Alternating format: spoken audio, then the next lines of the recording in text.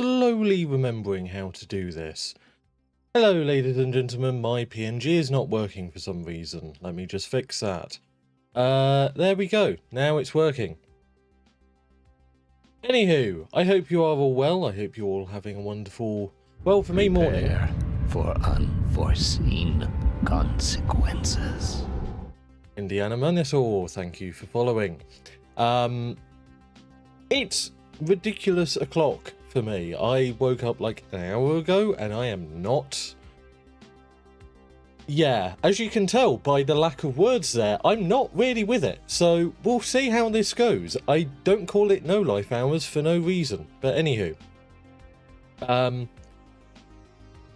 Yes, the last time I touched this save was over... No, it wasn't over a year ago, because I believe we played it in the new year, but that's about it. So, 9-10 months ago, I think, is the distance between now and when we last played. So this is going to be fun, because I've forgotten most of what I was planning to do. Just monitoring things.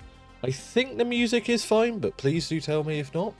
Hello, it's midnight where I live, but I noticed you were on via Blue Sky and wanted to drop in and say hello. Hello! Nice to see you! Yeah, Blue Sky, that's a thing. If you have not seen my Blue Sky, which I don't actually have a command for, as you can tell, I was not prepared for this. I just decided to go live and say, fuck it! Yeah, that's a lot of people, which is kind of intimidating. So let's ignore that and just play some rocket games. Yes, if I can speak English. Regarding plans for today, I genuinely am not sure what I was doing. I think we were halfway through our space program. Or our lunar program, I should say. Plenty of space programs.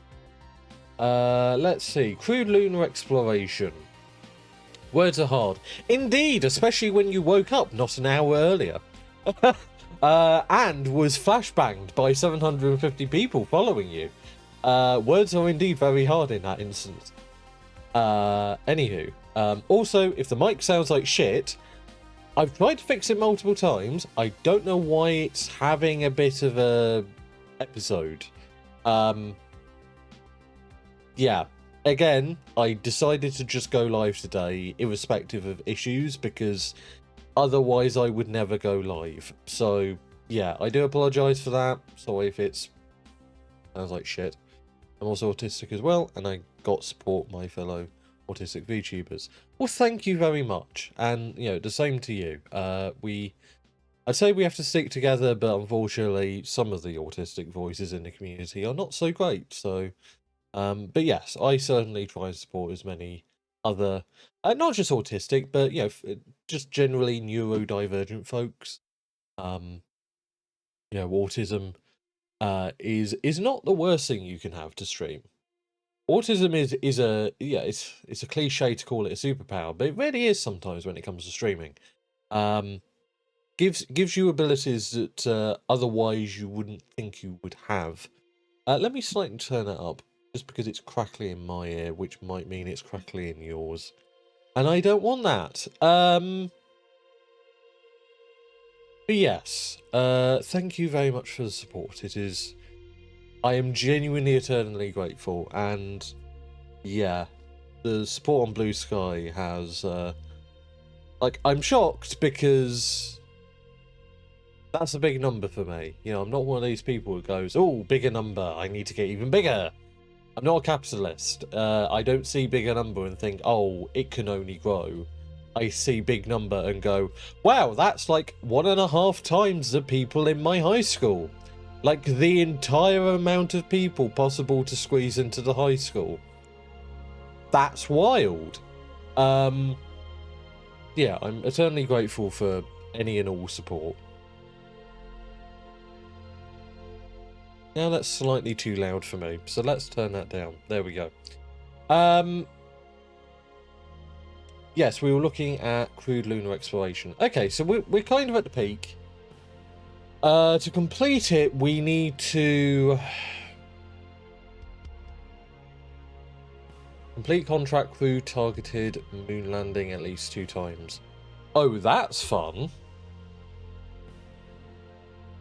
That's very fun.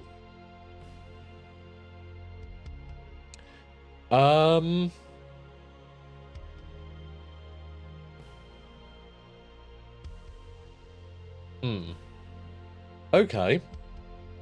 Early inner planetary probes. We can complete this, but we're getting a nice chunk of change for continuing. So we're gonna keep continuing it. 1, 2, 3, 4. We have about 4 years worth. I think that is. Yeah, roughly 4 years worth of funds. That's a decent amount. A decent amount. Oh, I think this is showing the remaining actually. So yeah, that's a decent amount of change. Nothing to sniff out. And then we're just getting humongous amounts from this. And we have plenty of time left. We have many years. Hopefully it doesn't take many years to actually do a targeted landing, because it didn't take the US that long, and we have far better technology. Before I went completely hiatus on, well, on Twitch, but also on KSP, I did create a modified, like, future version of the what was it? RD270, AJ, I think it was the AJ117, I called it. So Artemis. Also, you might notice this runs a lot better than the last one. Yeah, new PC with new GPU, but especially new CPU. KSP loves this CPU. It is very appreciative of the extra horsepower available. And it actually runs really well now, so that's cool. Like launching this used to bring me down to 20 frames per second. Now it's in the 40s and 50s, which is fucking impressive for KSP. KSP doesn't scale that well normally. X3D doing serious work.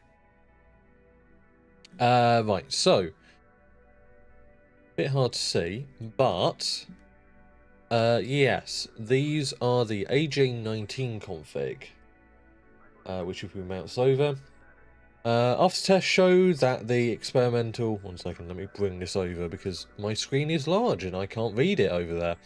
After test showed that the experimental AJX119 would not improve payload to orbit, the design was re-engineered. Titan throat, slightly expanded nozzle, higher chamber pressures, lead to higher thrust and slightly improved efficiency at all altitudes. Small other tweaks led to a less substantial weight and cost savings versus the experimental version, but some still remained, strengthened through streamlined powerhead mechanics. So, basically, more powerful engine means slightly better rocket. It isn't that much of an improvement because it's just to the first stage. However, it's enough that it gives us room to play, really, and it gives us more performance in the translunar stage. Translunar stage to fine-tune things and overall make the trajectory better. It also means that we have better engine out capability. We already can basically lose the half the first stage engines and we'll be fine. It won't be great, especially if we're just off the pad, but we can get along as long as it doesn't go too badly.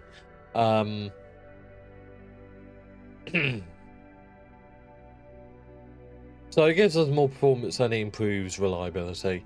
In general, if we had that bad of an engine out on the first stage, we'd use the launch escape system. But it's always good to have reliability and a fallback really. What's the word I'm trying to think of? Redundancy. There we go. The thing Starship has, though we won't be going. I am thinking of doing a version of this rocket with many smaller engines, just because it does, at this scale, it does make more sense. The Americans, to be clear, I actually forget the name of it. That's how little I pay attention to it. But where is it? Where's the engine? I know it's here somewhere.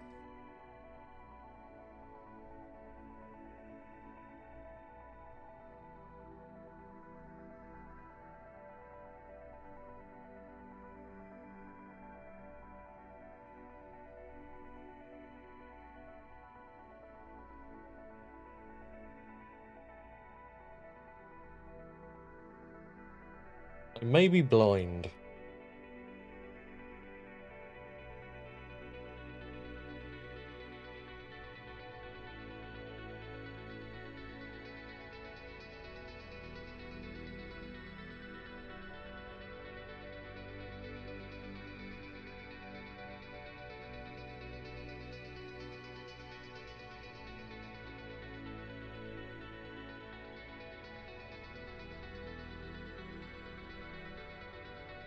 F1, there we go. Sorry, it doesn't use the standard like R designation or AJ designation. It, for some reason, they called it the F1. But yes, the F1 is a good engine. To be very clear, it's a good engine, and there's a reason they use it. It wasn't a piece of shit, and it wasn't unreliable. It was actually quite good. However, it was dumb. It was simple. And that was because of the mechanics of it. You know, it's a single chamber engine, and they had a hard time stabilizing that to the point of it being reliable enough to launch people to space. So they used very unoptimum design specifications. The result of that is it isn't particularly efficient. If we look at the F1A, which is the modern quote-unquote version, it's only got an ISP of 269 and a thrust of, a better thrust than the engines I use. But the engines I use subcooled propellants and is more efficient and things like that, so you need less fuel, yada yada. Also incredibly heavy. My engine, for comparison, the RD-270, if I can find it. There we go. Or a derivative of the RD-270, is half the weight, almost as much thrust. Not quite, but a decent amount of thrust. But more importantly, it's a massive ISP advantage. 60 seconds of additional specific impulse at sea level and far greater specific impulse at altitude makes it a hell of a lot more powerful. And means that the rocket doesn't need to weigh as much, which saves on the cost of the launch mount. Give me 1 second.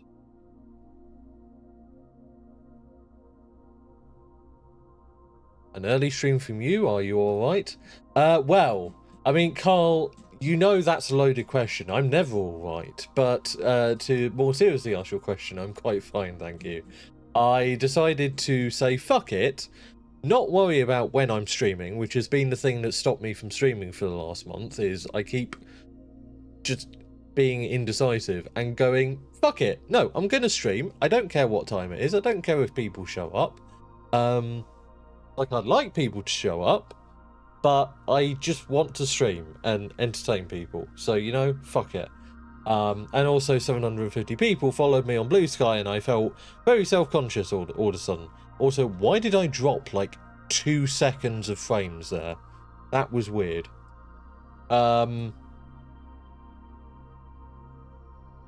Yeah, more powerful PC, yet I still drop frames. I really do need to just reinstall OBS, or just reinstall Windows. Anywho, enough babbling about the rocket. Yeah, let's launch a moon mission. Now, the other issue that I have at the moment, a good thing, always stream when you want, fuck the time. Thank you very much, Carl. It's nice to hear from you. Hear that from you. Also, nice to see Messy's emotes in chat. I always love Messy's emotes. I have not caught her streams recently. I hope she's doing well. Anywho, yes, there is an important issue that basically was what was stopping me from streaming KSP for the longest time, and that is, if we open this up and we go here to Skylab, you will see an issue, or rather you won't see an issue because I won't replicate it because it will kill people. But effectively, yeah, if I time warp too fast, the people on space stations die. That's as stupid as it sounds. And I wish I was joking, but I'm not. One, you'll notice, wow, look at that performance. Wow, frame rate, shocking. New PC, absolutely fucking blows me away with how much performance it offers in KSP. This would run like shit on the old PC, and you guys could see it. As far as I know, Messi is alright right now. She and Digby are planning to buy a house, if I remember correctly. Oh, fuck yeah. That's awesome. That's really awesome. I'm glad to hear. I hope streaming is going well for her. Josh told me that she hadn't streamed as much recently, so I hope that well, if she wants to, she's able to stream, and if she doesn't, that she doesn't need to. But yeah, getting a house is fucking awesome. But yeah, one, performance, wow. Second, people. So ignore the liquid hydrogen, because as it says, that's 17 years, and it's only orange because it's at 9%, which is fine. However, the people here will probably die if I go on a moon mission. Because if I fast forward too much, basically Kerbalism gets stuck and either assumes that this has enough power, as it does, to continue through orbit, or it doesn't. And if it gets stuck on it doesn't, it will kill people, because it will just drain the battery until it's dead. It will not notice the fact that this goes back into sunlight every 45 minutes. Like, this absolutely can sustain in orbit. Completely. It has more than enough power to do so. It has a ridiculous amount of power from the solar arrays. But that doesn't matter, effectively.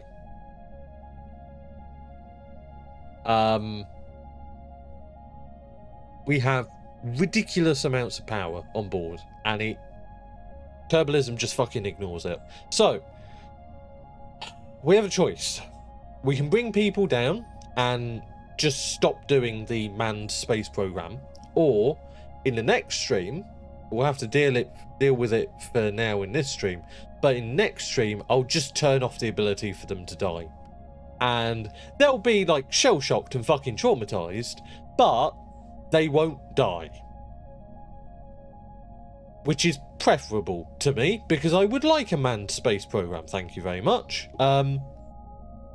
FYI, and I don't like to call out particular groups, but the KSP1, the RP-1 Discord has been incessantly unhelpful in providing support on this issue.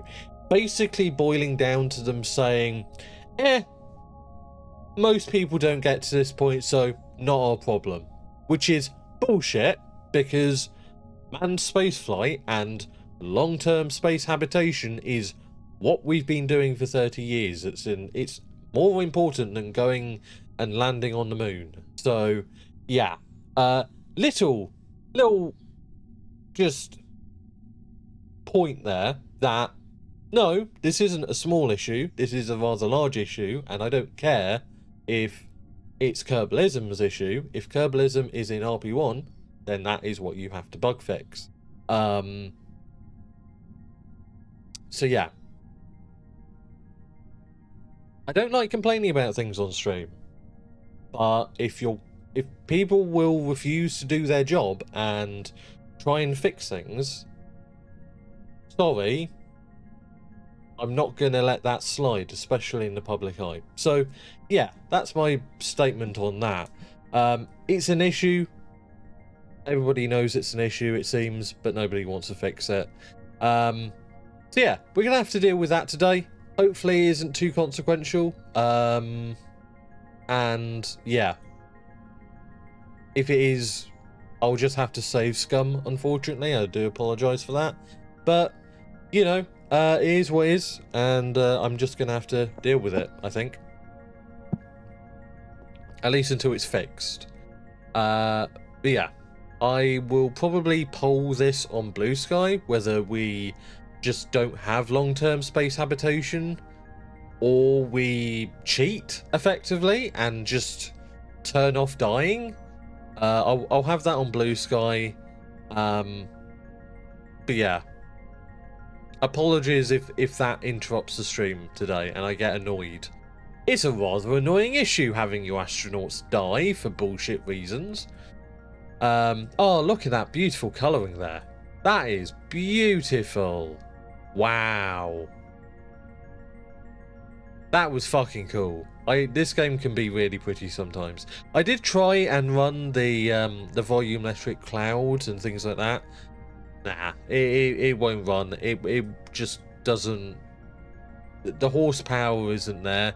Even a 4080 Super, because I run at 4K now, it just can't handle it, unfortunately. So, yeah, I do apologise for that, but it is what it is. Gonna go back to Space Center, and we're gonna try and just, you know what, I think I can edit warp speed, so I might limit warp to 1000x and just try and use that from now on and see how that works. So, can I do that?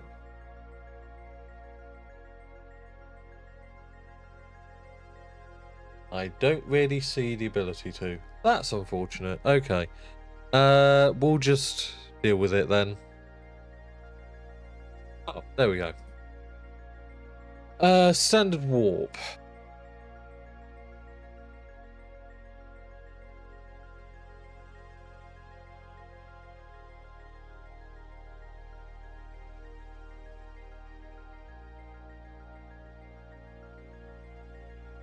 If I edit this.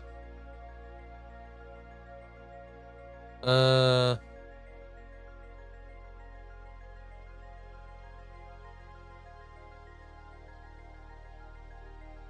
did that delete it? Okay. Interesting.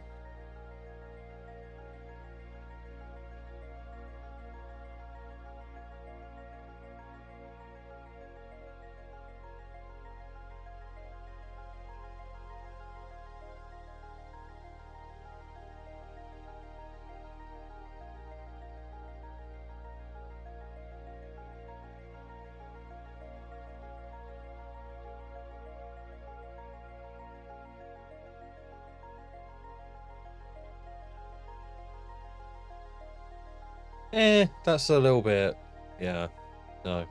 10, 20, 30, 40, 50, 100, 1,000. That sounds fine to me.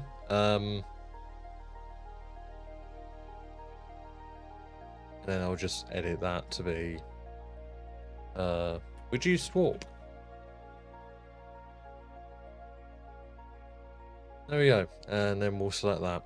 And then that way, hopefully that protects us a little bit, but we'll see. I hope I don't need to use that. So yeah, Skylab 2 returning 196 days. What do we have integrating? We have Artemis 10A integrating, completes in 5 days. What is that looking like? Is that the Artemis 11 template? It might not be. We should be fine. We have an overpowered rocket for a reason. Even before the engine upgrade, so it should be just legitimately fine, but...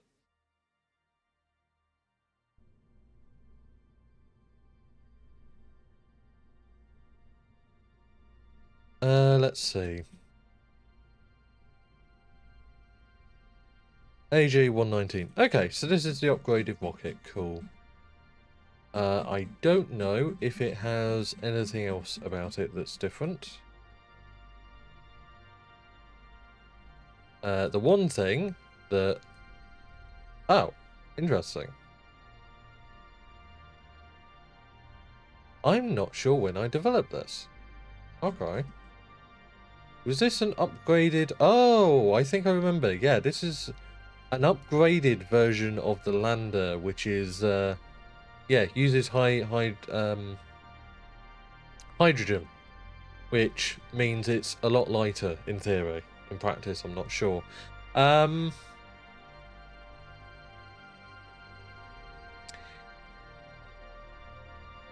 think we will... You know what? First stream back, you know what? Let's do something risky. Let's fly an unproven design for the first time. Actually, no. I think we will... That's loud in my ear. Is that loud in yours? There we go. Let's simulate this and then fly the design. Because, yeah. Not doing that would be a bad idea.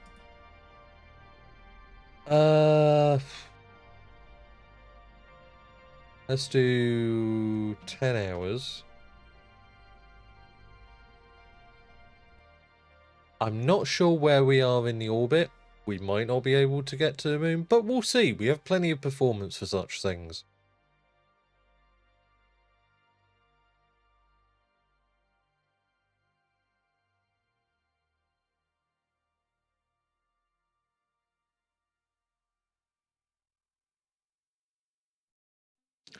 Yes, Carl, how are you? How are you doing at the moment? Ah, one thing I did not check. Where are they? Are they in the capsule?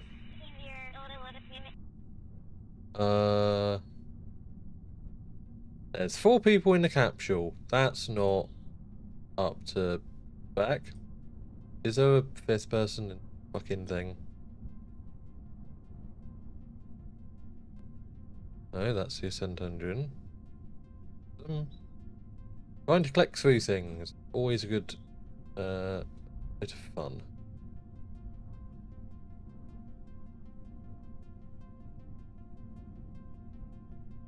Come on. There we go. No command part. Okay, that's fine. 4 people should be fine. Yeah, 4 people should be fine. It's a simulation. The important part is we launch it and see how things go. I want to see... Is that too dark on stream? I don't think it's too dark on stream. I think that looks fine. The rocket is very shaded. That's because of the launch tower. Also, this is not the launch. This is not the place to launch a rocket from like this. This is where Titan launched from. Not where Apollo did. So, yeah, but we'll just ignore that for now. Oh, no.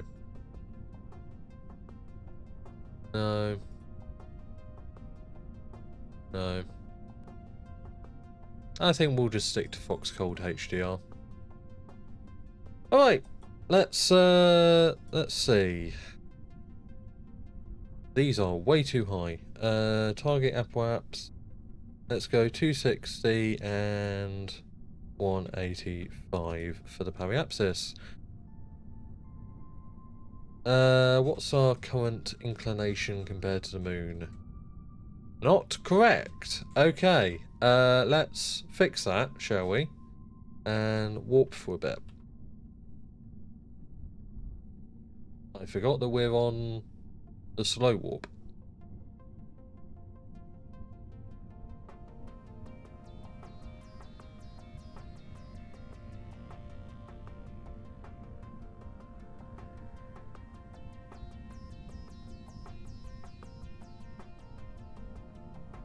That should be fine. That's probably fine. We'll go with that. Let's see. Last stage. I think stage 5. That should be fine. And then ascent settings. Yeah, that looks completely fine. 0.58. We can try 0.58. Nah, I'll go 0.55. Let's start pitch at 55. This is a more powerful booster. It doesn't need as much hand holding in theory.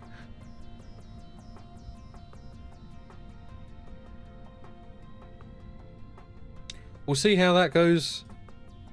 If shit goes cattywampus, then we'll have to... well, it's stuck on pre-launch, so that's fun. What did I misconfigure?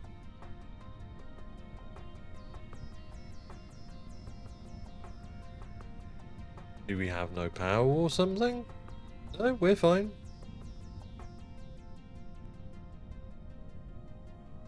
Oh, we're still time warping. That would explain things. There we go. And let's launch.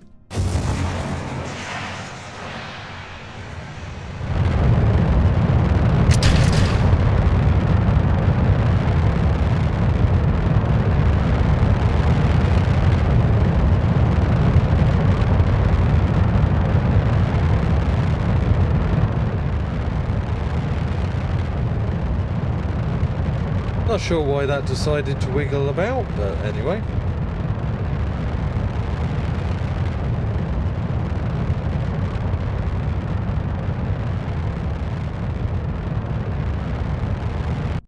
Let me just turn that down. That was exceptionally loud, I do apologise.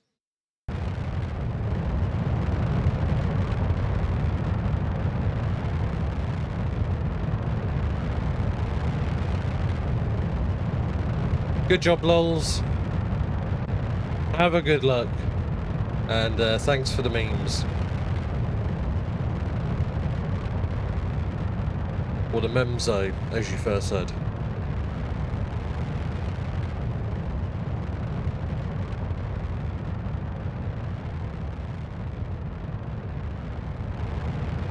I feel like that's pitching over way too hard.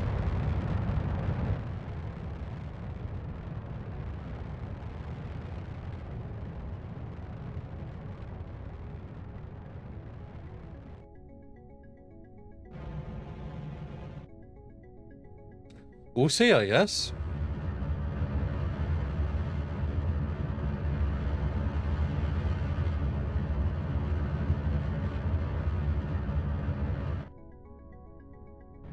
That feels like it's pitching over far too hard.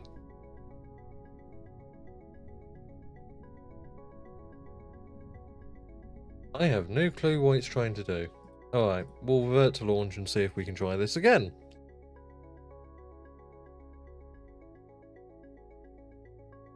I forgot how fucking annoying PVG was.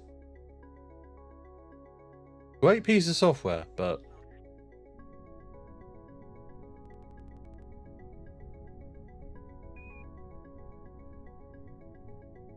Okay, let's do like 49.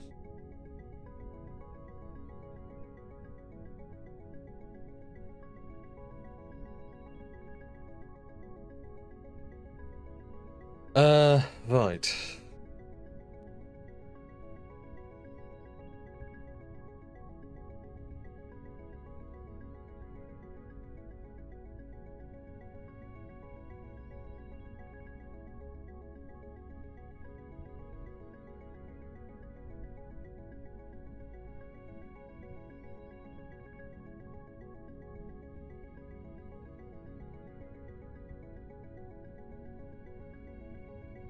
Yeah, that's about right.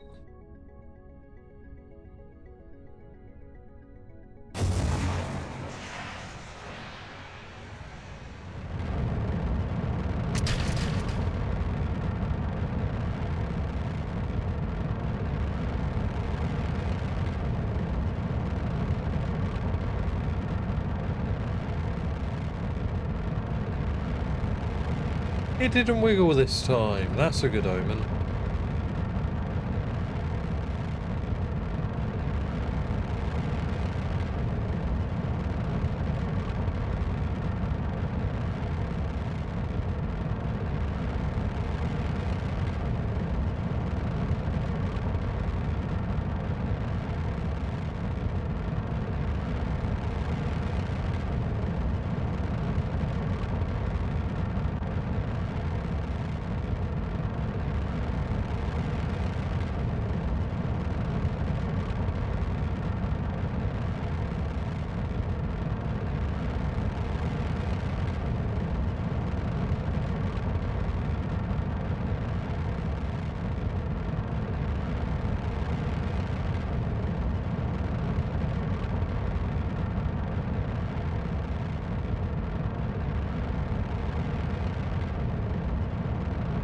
Not quite sure why it's pitching over so fucking hard. It wasn't doing this back in... Yeah, when I used the save before.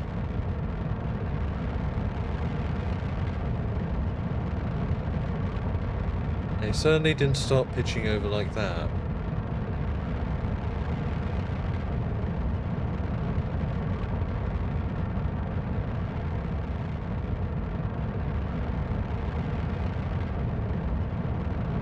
It's during the throttle down, which I don't get.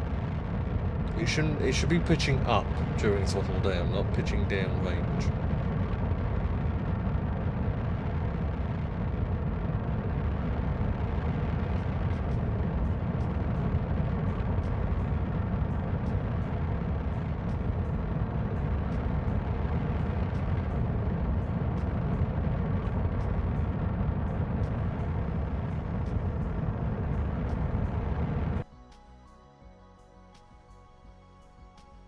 Very confusing.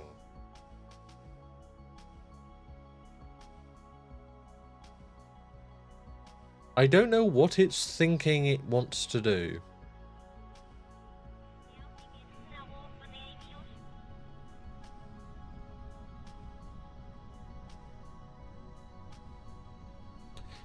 We are taking command from the command module, right?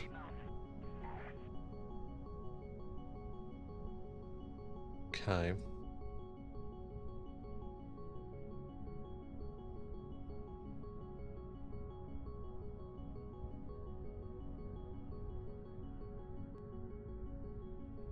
Don't know why spin up stage is enabled.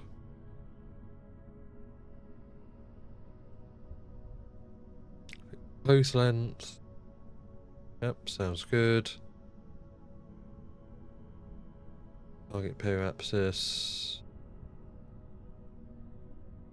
Yeah, those are fine.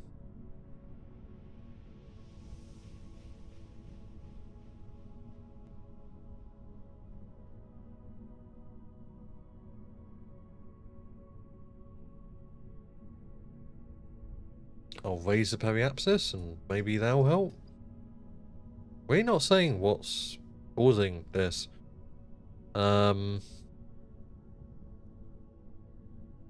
Nothing is what should be causing it. We'll try a lighter. Yeah.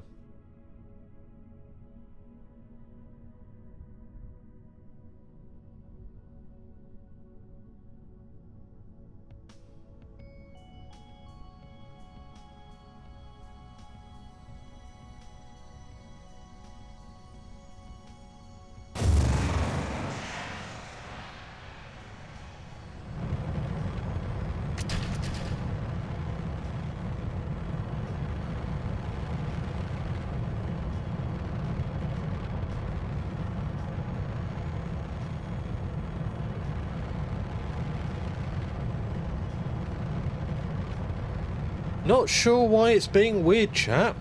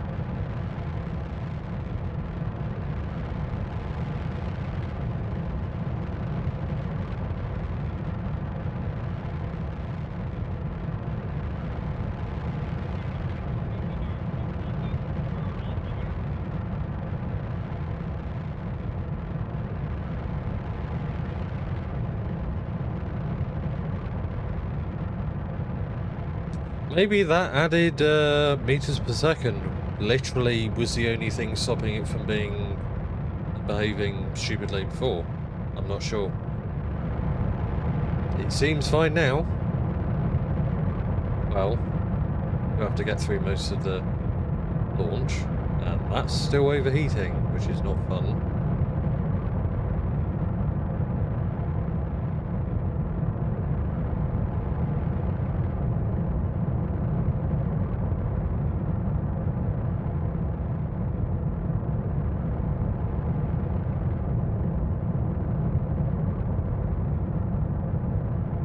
Kind of prevent it by fucking with the trajectory a little bit.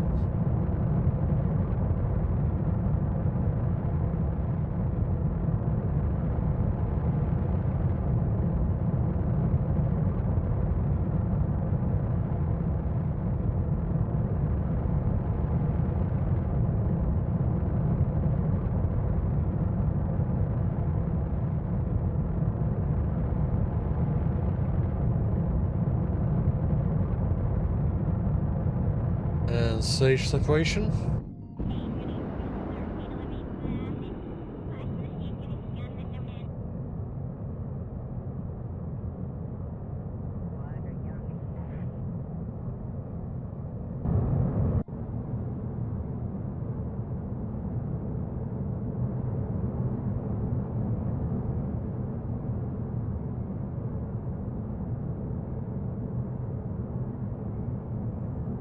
So yeah, the launch trajectory is something to be desired, but that's fine.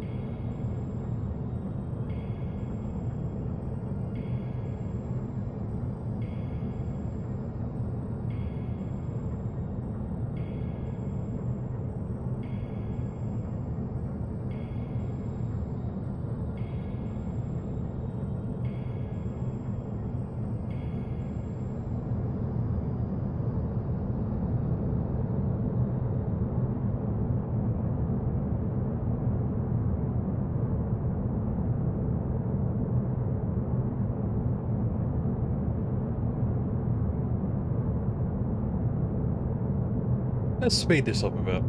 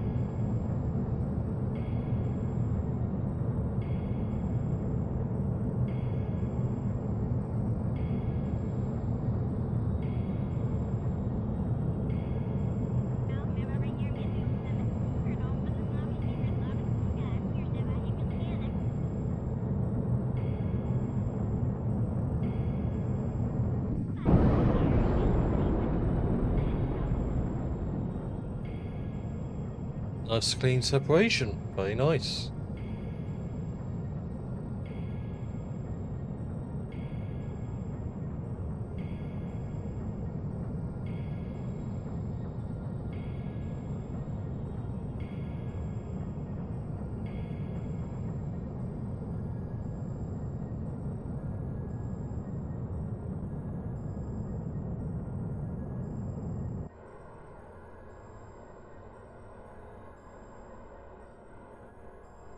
And that's orbit.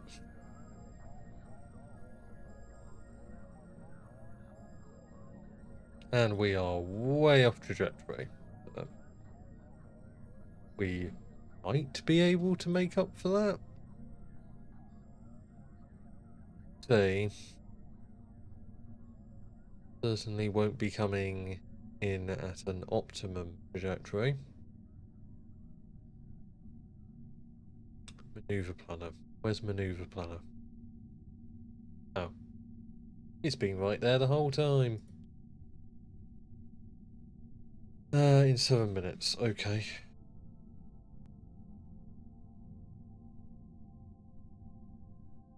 Can we edit that to be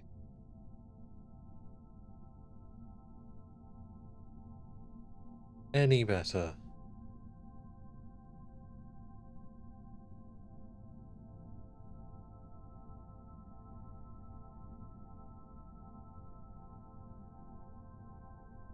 Can I focus on it?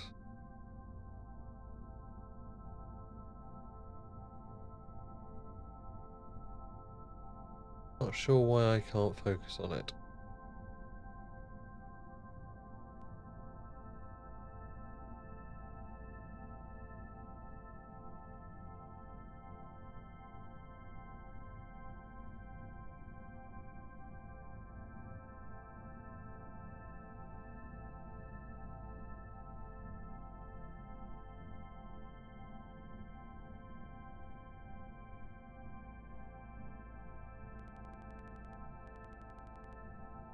Trying to get through it. Yeah, there we go. Not an optimum way of doing that, but it's fine.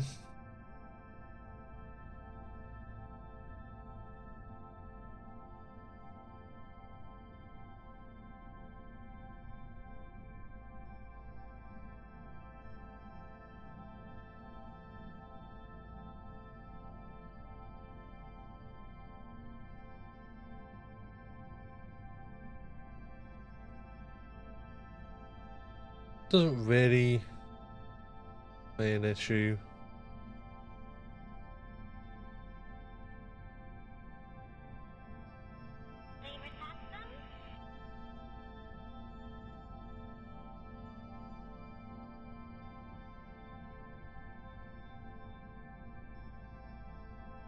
Where's the periapsis? On inside the planet. Okay. Or not. And it goes outside. Why does it do that? Please don't tell me it ejects that way. Ah. Well, that's an issue.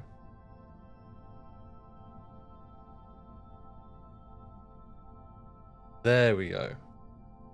That's better. That's preferable.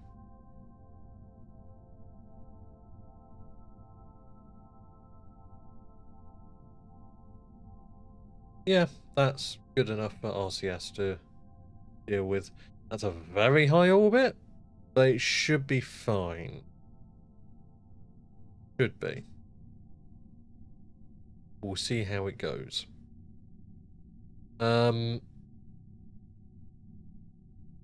Yeah, hitting these is going to be an issue, but we'll see. The ideal, of course, is... Hi, what are you doing? I am, so, this is my KSP RP-1 save. RP-1 is a career system built around the Realism Overhaul and Realistic Solar System mods. It is real scale everything and has an authentic to time period and history goal system where you start with sending probes into suborbital trajectories and you end by putting people on space stations and landing people on the moon. There's more you can do, but that's a very simplistic explanation of it. I'm currently trying to land people on the moon with a new lander system, and more ideally, or optimally, land people at one of these targeted locations. So yeah, hopefully we can do that. That's essentially what I'm doing, which, yeah, nothing much, nothing too complicated, just landing people on the moon. Let's see. Yes, I need to be doing this. The node isn't too far away. For unforeseen consequences. Thank you for the follow. Yeah, this burn is probably not going to work because I took far too long in adjusting it. Whoops. We can always launch again. It is a simulation. But we'll see how this goes. If it's too fucked up, then I'm just not going to bother with it.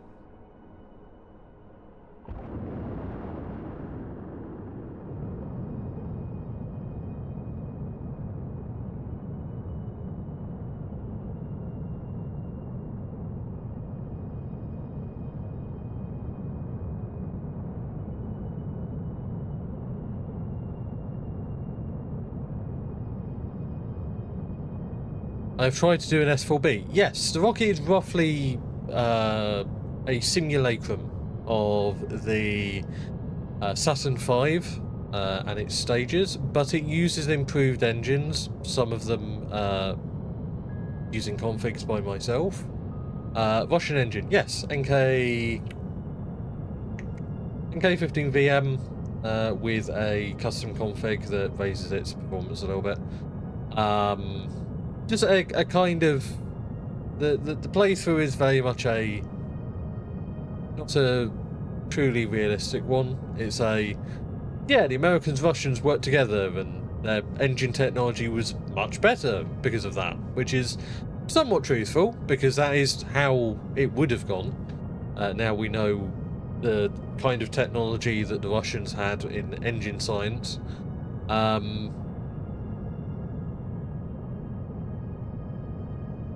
But yes, it is largely following the schematic of the Saturn V because I wanted to make a Saturn V. I could have made an N1, but that's a lot of engines, and that's it is much larger, a lot more, a lot heavier, and I just wasn't in the mood for that. So it's easier to make a stick rocket than a cone rocket. A United Earth Space Program. Effectively, yes.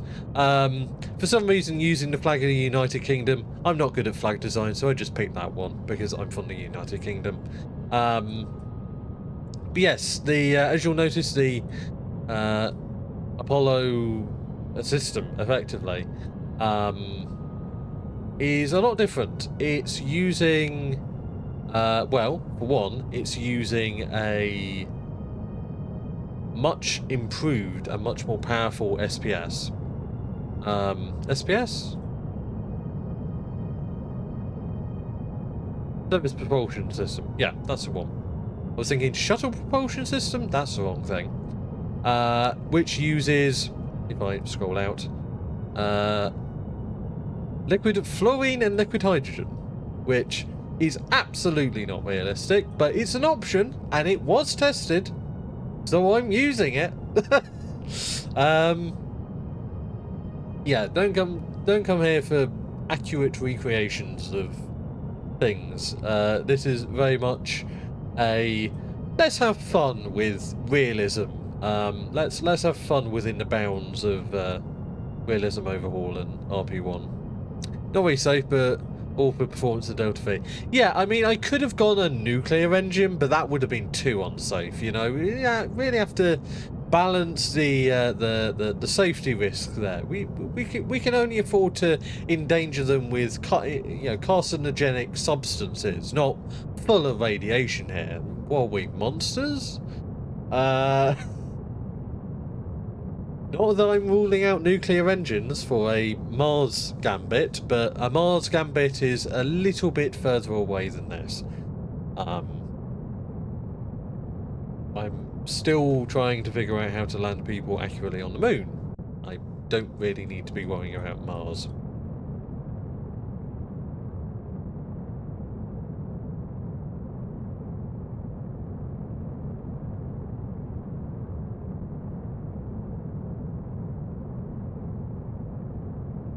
I suspect this will not be going the way I want it to be going, because we took too long to burn.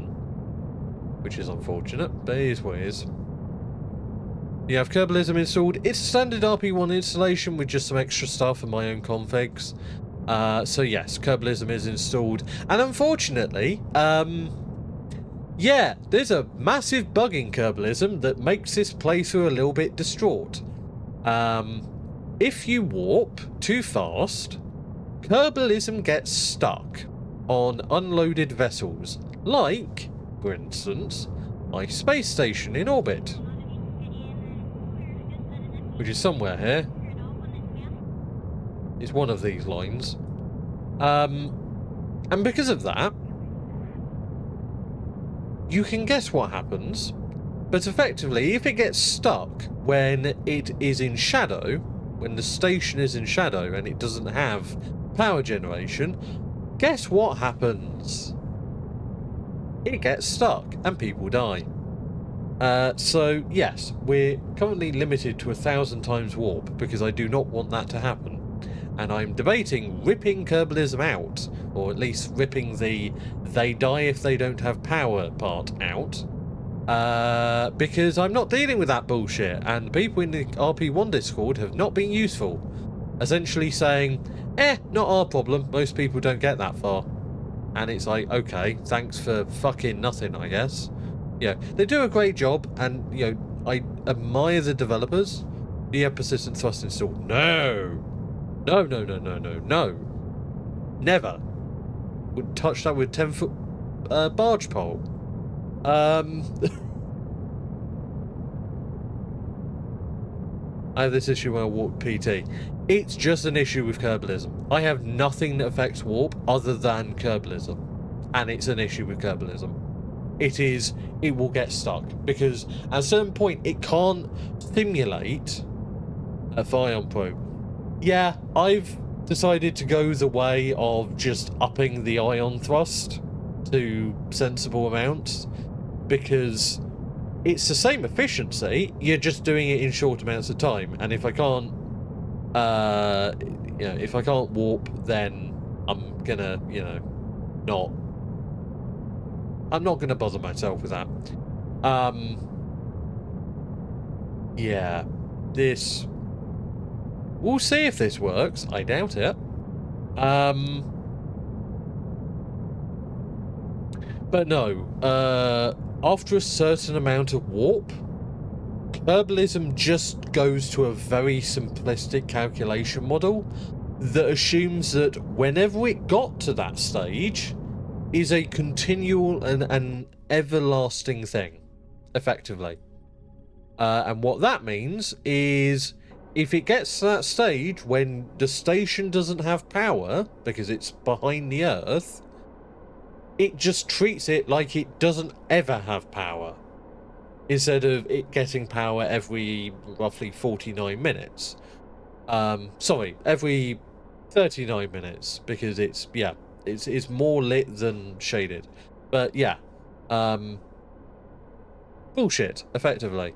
Call it what it is, it's bullshit. Which is fun, but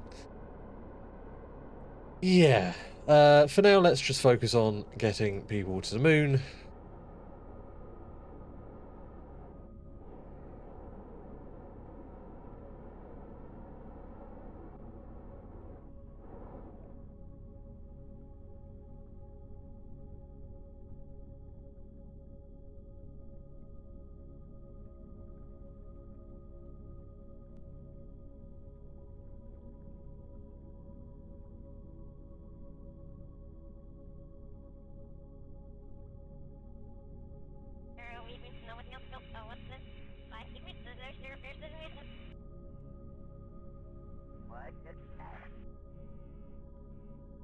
Let's get down to 162. That sounds good.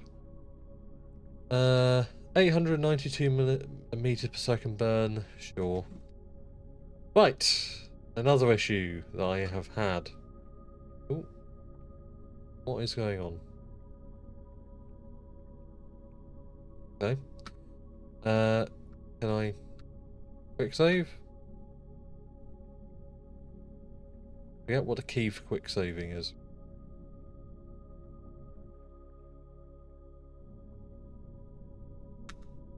There we go. F5 wasn't working for some reason. I'm not that much of a noob at PC gaming. Yes, the other issue is physics instability has creeped into save, which means that this maneuver is dangerous, because these like to wiggle to death.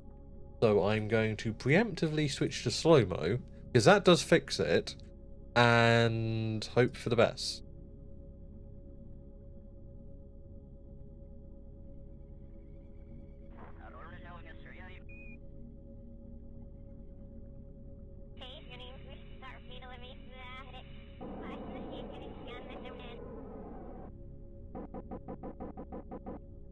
And now you can see the lander, and you can see it's a hydrogen lander, and it's very much kind of what was the, I forget what it was, but it is targeted, right?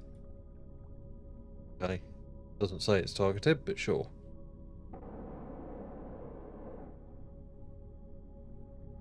You like game? Welcome, Babanks. KSP can be infuriating, but yes, I very much like the game as a astrophysics and aerospace nerd. You smell. Thank you, Josh. You smell too. And good morning. I'm surprised you're up this early.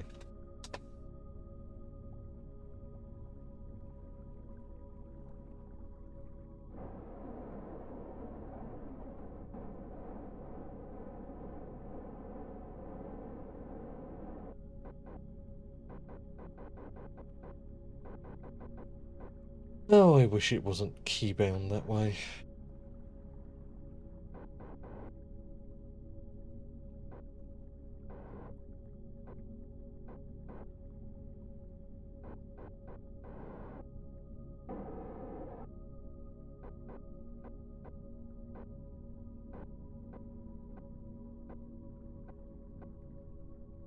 Yeah, that's roughly lined up. It's 10 AM. In what world is this early? It's early for me, Josh. I woke up a few hours ago.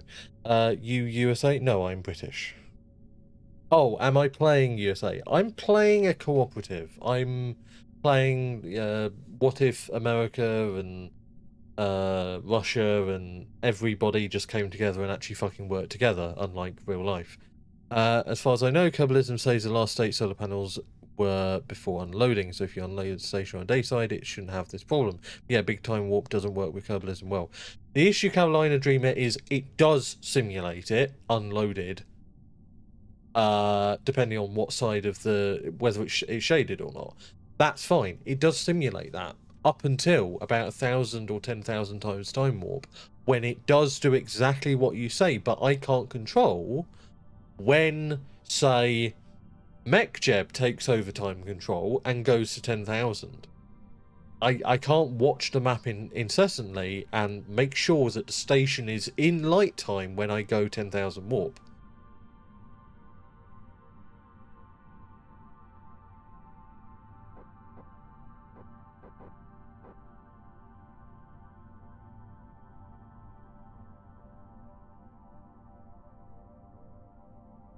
What is his objective? In simple terms, land people on the moon. In complex terms, we need to target a specific spot on the moon to complete a contract. So that's the current objective. This is a simulation. This is purely just making sure we don't build a rocket and then send it up without understanding the mechanics of things. So, and I haven't played this in 9-10 months. So, yeah, I kind of need that. Okay, we're connected. Now here comes the scary part, where the rocket could shake itself to pieces. We love that. Yes, so.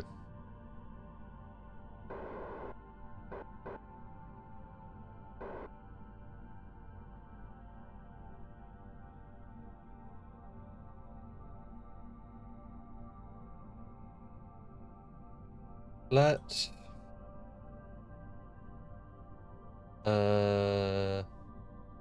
couple...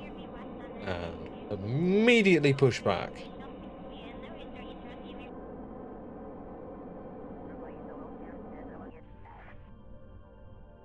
Hey, it didn't shake itself to pieces. Huzzah! Yeah, if you have seen my YouTube channel, you will know this is an issue. Yeah, funky. I think it was solved by enabling rigid mode, as well as auto strut, but I don't know. This is the first time Sue has heard such fluent English. Thank you. I am a native English speaker, so for me it's not much of a yeah, no, this is very much like very much a superfluous amount of English ability. But thank you for the compliment, I guess. I personally do not believe I speak very good English, but I appreciate it. Okay, we need to change this, which is fine. Okay, we have on this engine 2,300, so this should be fine. This should actually be fine. Should be.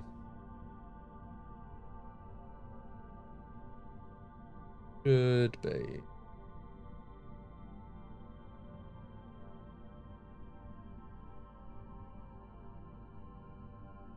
That should be fine. Mizo, you know how well a lot of native speakers speak their language. And that doesn't apply to me. I don't speak English very well, Josh. You know this. Exposed to extreme radiation. What is happening? Are we going through... Oh, we might be going through the radiation belts. That's fine. It's not fine, but it's expected.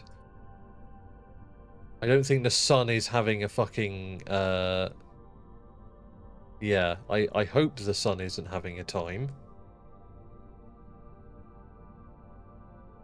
I think it would say if that was the case.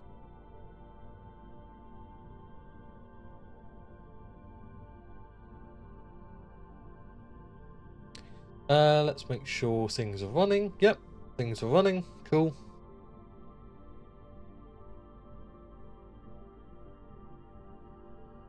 Uh, 34 days, 35 days, 7 days, 7 days. Cool. We should be good. This should not have its RCS enabled already. So I'm going to disable that. So we're not using its RCS. I believe I made sure all of these had insulation, so they should be fine, but we will see. Hopefully, they do not run out of propellant. They should be fine. They said, not confidently. Your English is better than that of a lot of people I know, so shrug. I don't hear it, Josh, but I'll take your word for it.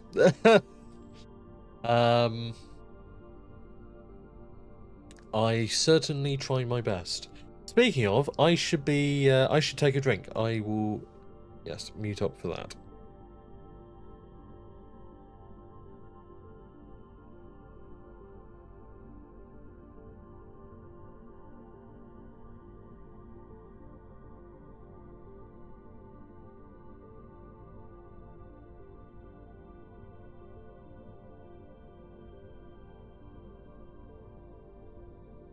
Prepare for unforeseen consequences. Caroline, thank you for the follow, and it's nice to see you after seeing you so much on Blue Sky.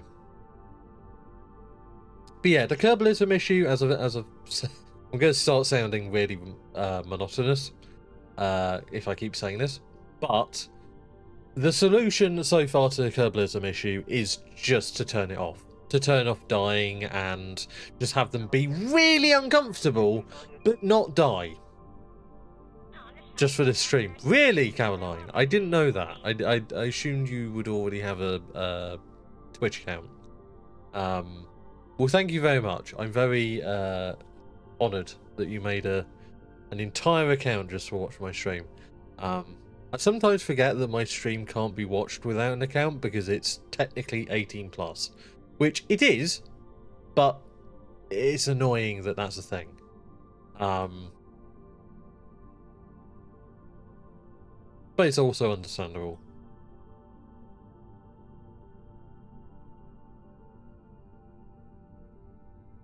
Yeah, the theoretical advantage of this lander is that it saves a lot of weight down in this part of things. Realistically, we'll see. I think I have used this before, or simulated it, but I'm not sure.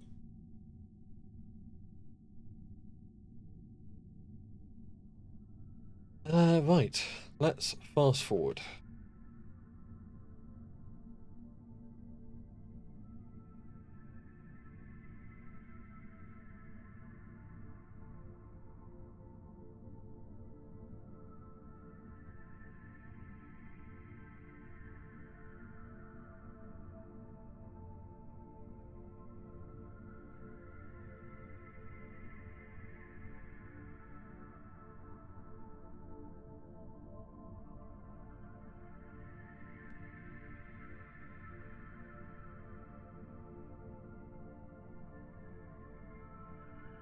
Yep, Skylab is fine.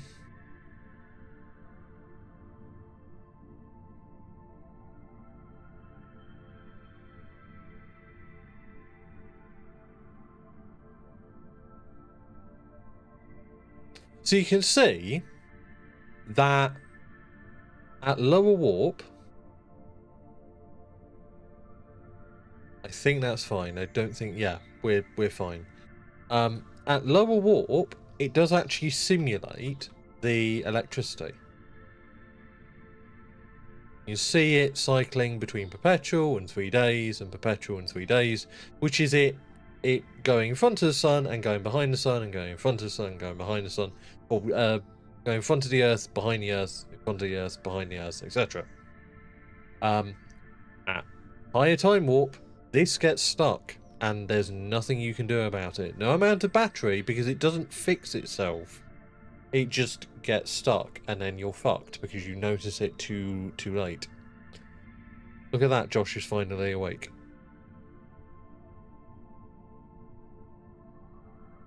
Careful, Carl. He might go back to sleep and leave me modless. Just to spite you for saying that.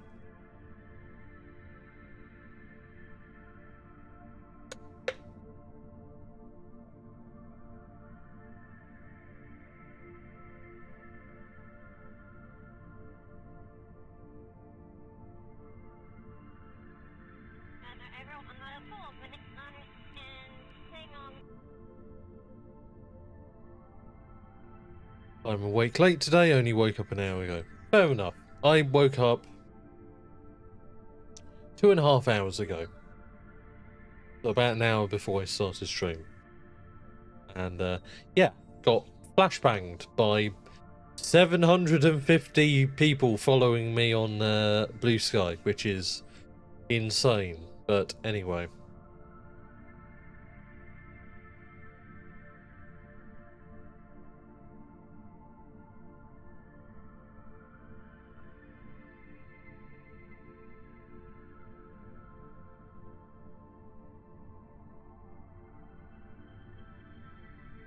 I'm awake since 5 AM. Yeah, that does sound like a you problem, Carl. Josh does have a point, as much as I hate to admit it.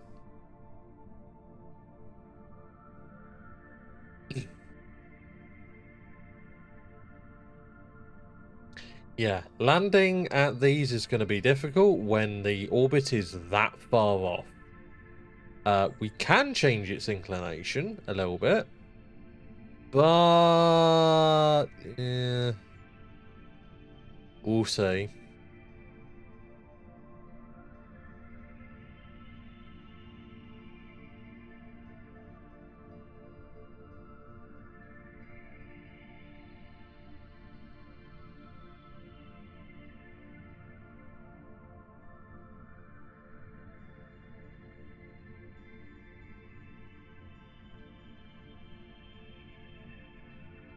Changing a bit of influence in a second.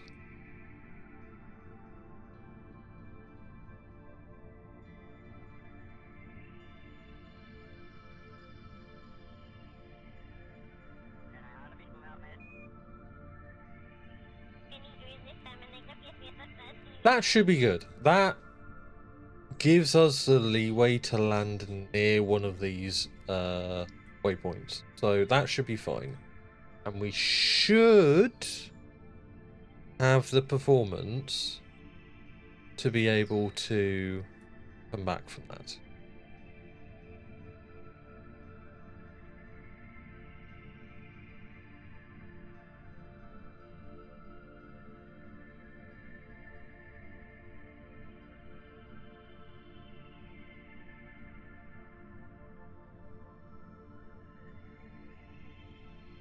That should be fine. Let's leave it at that. If anything, we're showing the versatility of the system that we have by having such a non-optimum trajectory.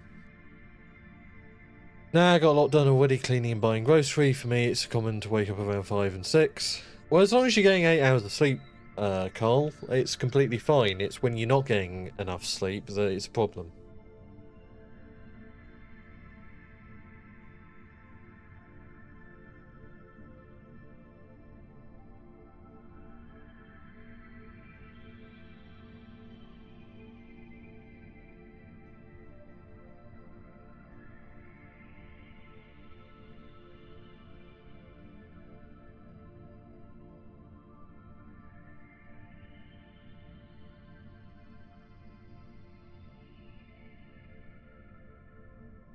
What is sleep? I know, right? 8 hours of sleep, I can count on my hands how often I get that.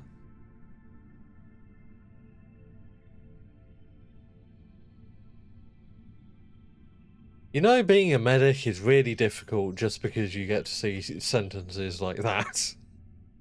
Where you go, that's not healthy. But anyway.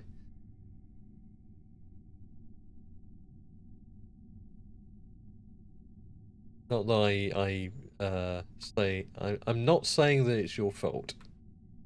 But I do worry for some people.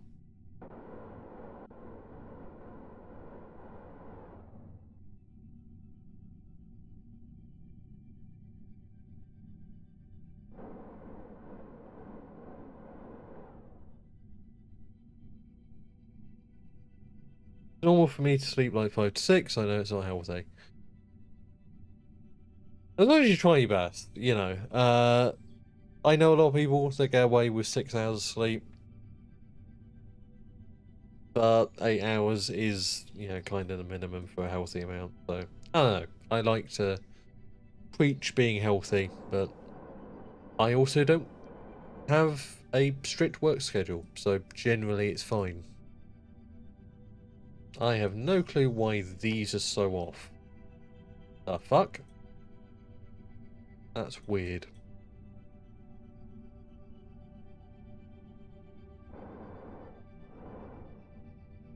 Those shouldn't be that far off. Thank you, Carl.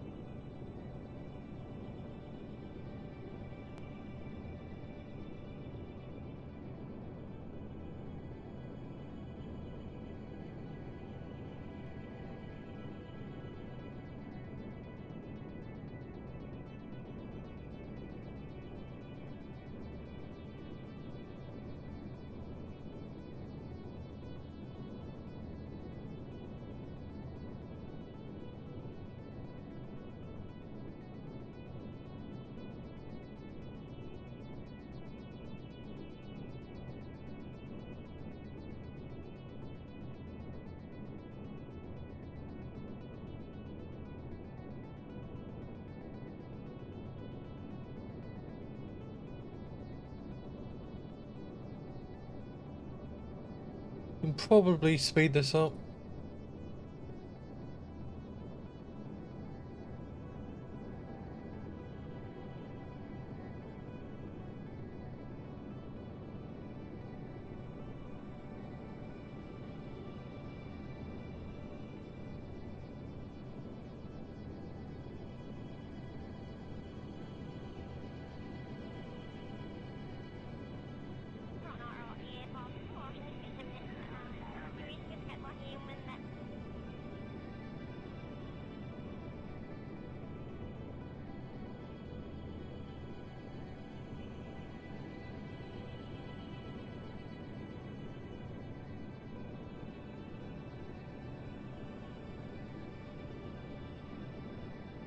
And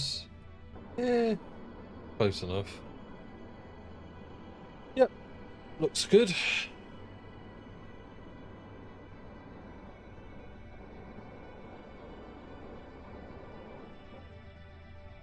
I have no clue what's going on with these. It's probably an animation error, but hey.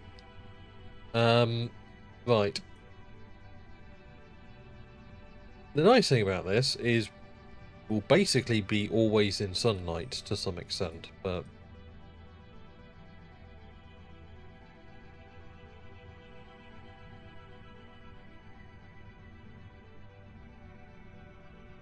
okay, that's not too Delta V intensive. Yeah, that's not too bad. And it puts us directly in a position to land basically on these waypoints. They do have an area which, you know, you don't need to exactly hit it. You can roughly get in the area, so it should be fine.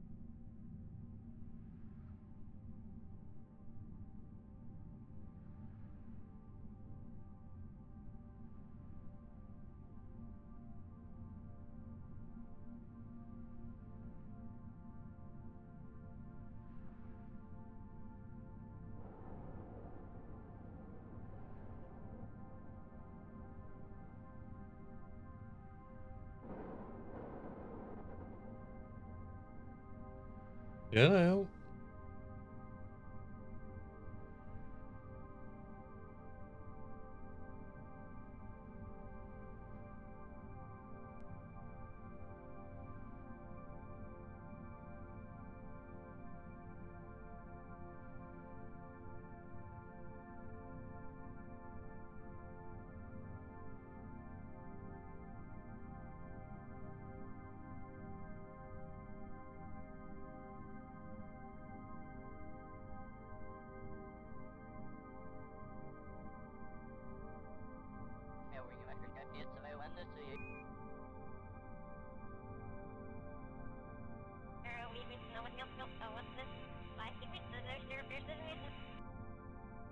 We basically slowed to a crawl, which shows an unoptimized orbit. It shouldn't be that slow to get into orbit around the moon, but we have the supplies and the fuel to wait, so it's fine. Boil-off doesn't seem to be too bad, a tiny little bit, but not too much. Not enough to really worry. And any boil-off is made up for in it boiling off, which means less weight. So generally this has enough propellant for landing, and then some, so it should be fine.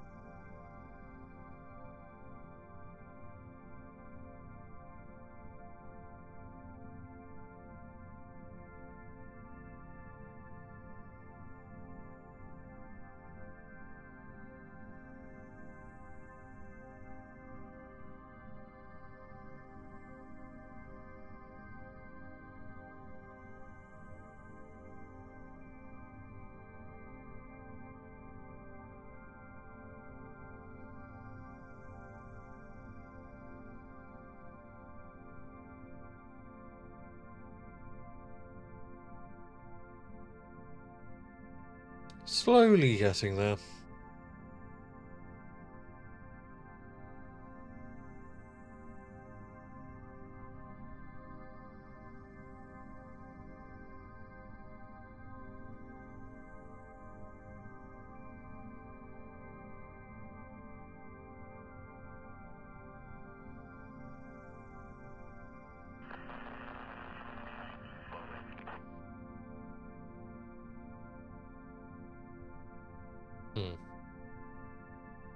Well, that's concerning.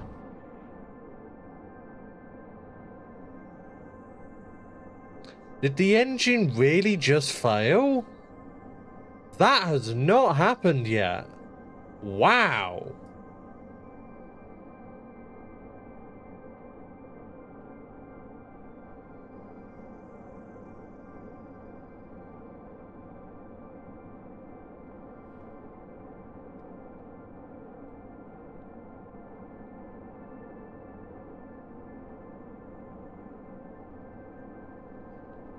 Huh.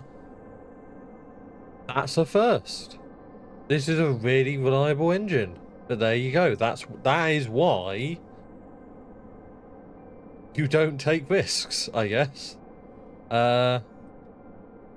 Thankfully, this is a simulation, so it actually doesn't really matter. But in a real scenario, this would be a failed mission. FYI, it had a restart roll of 99.82%, and it still failed. Agathorn. Why is the Agathorn thing? I never got that reference. Is it some, like, god of things that fail, or?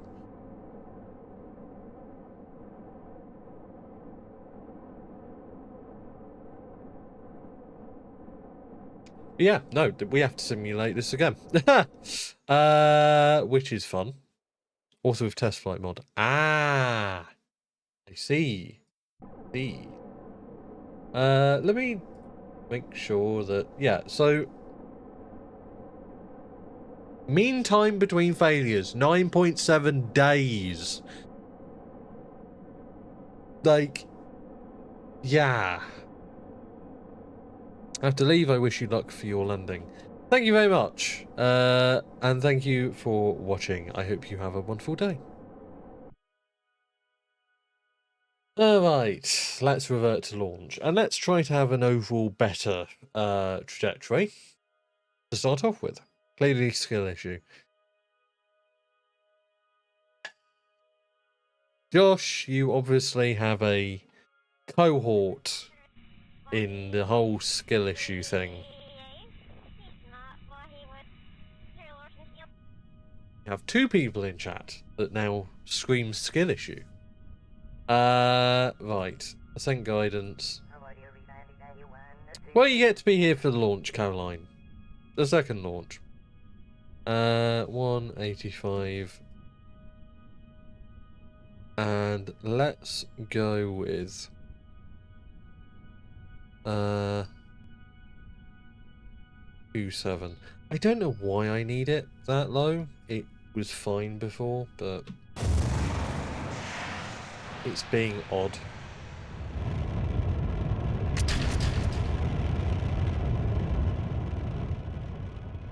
I know whether competency issue sounds better or worse. Honestly, it sounds better, just because I speak in professional lingo, and competency issue sounds far more respectable than skill issue. Though I can't really help if an engine just fails on me like that. I do have test flight failures enabled in the simulation, which many people don't do that. I find it realistic, because if it goes wrong, well, you know the chance of it going wrong. But it does mean you have to restart the entire flight.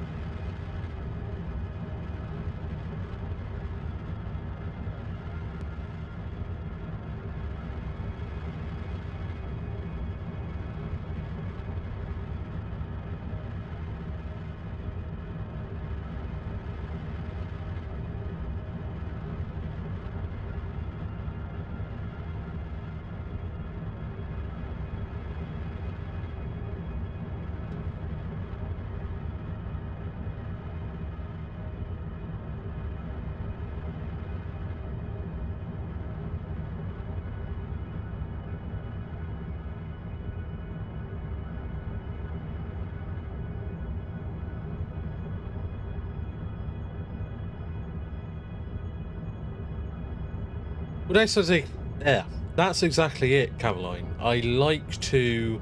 Do you prefer Dreamer, by the way? I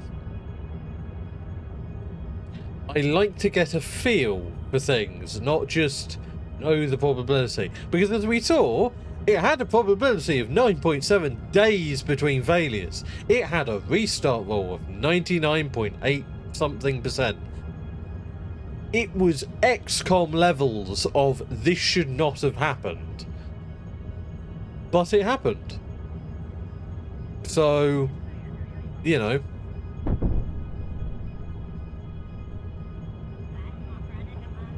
Also, this feels like a much better ascent profile.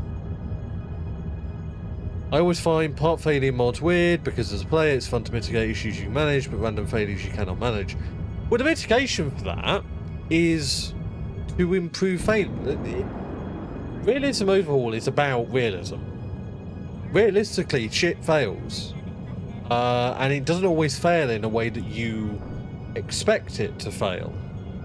So that's what it's simulating, and the idea behind it is the more you fly, the more reliable it is, because the more experience you get on it. These configs, FYI, are incredibly reliable. 99.29% chance of ignition. 25 hours between failures. Unrealistic levels of reliability.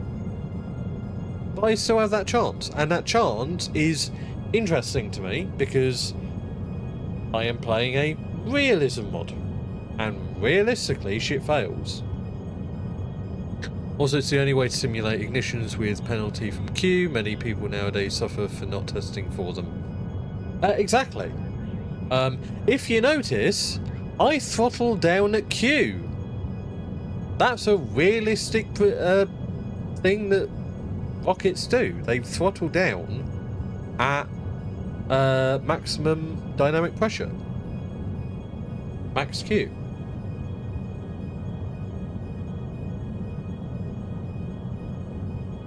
I could just blow through it, because realistically the gameplay issue with that is not really there.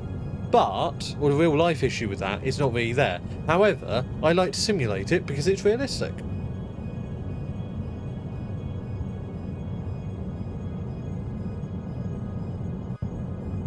I'm a dichotomy.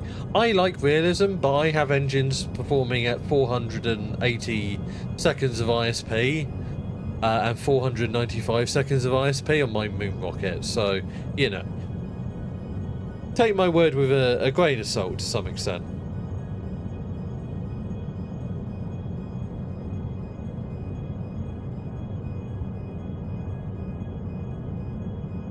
Let's fast forward a little bit.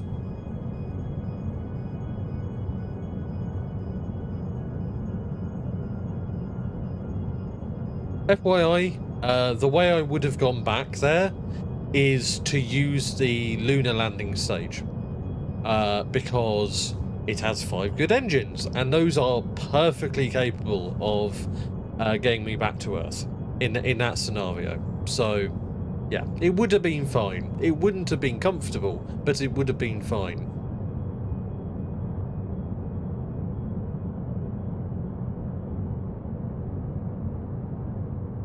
Wow. I just want to point out, before, when we had a non-optimized first stage, we were burning about 30 seconds on the... you know what I forgot to do? I forgot to warp. We are completely off axis compared to the moon. Whoops! That's fuck up. See, this is what happens when I'm talking too much, chat. I don't actually think. Yeah, whoops. Sorry about that. We'll fast forward through the next launch, because it is getting a little bit repetitive. When it wants to load. You.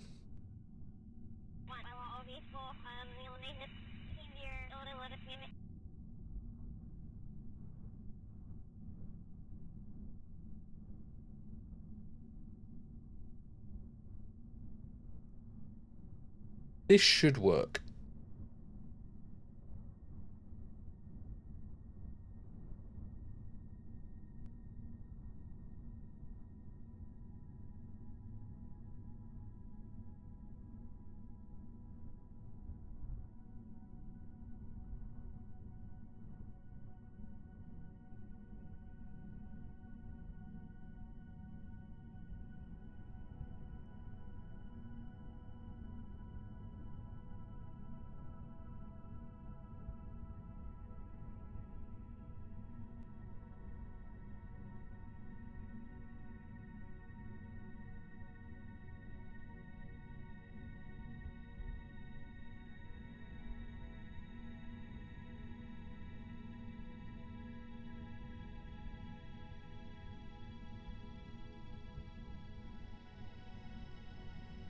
And launch.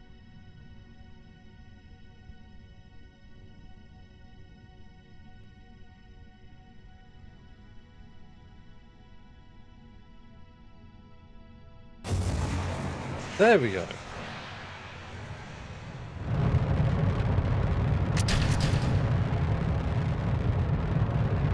I probably need to update my sync guidance / my MacJeb, because it is an older version, but yeah, it also just does that sometimes.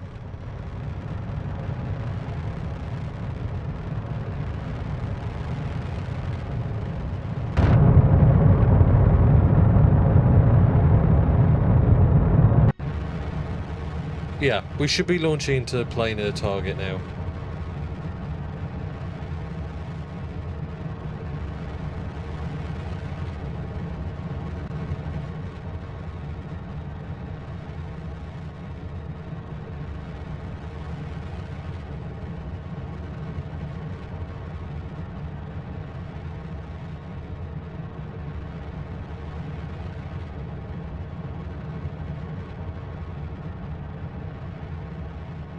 And we're through max Q.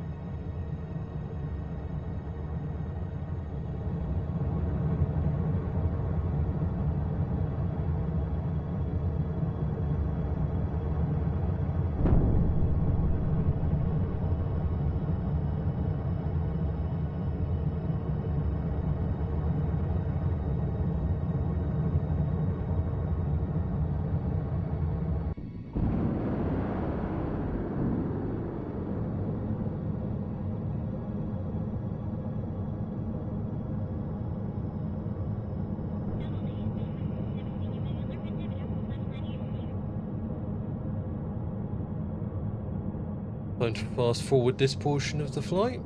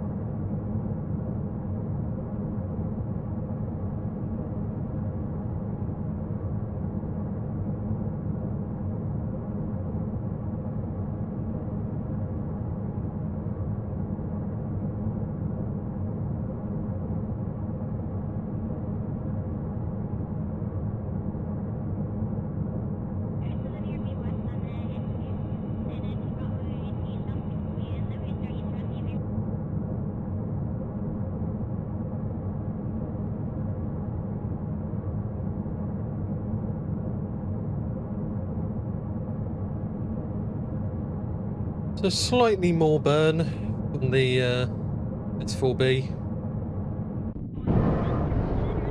but that's fine.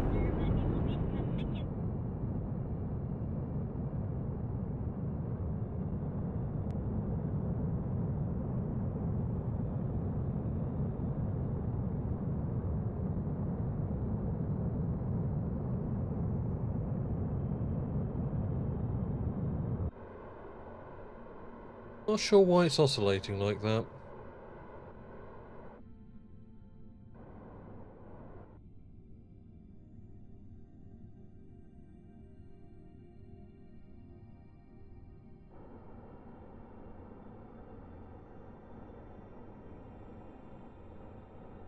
Weird.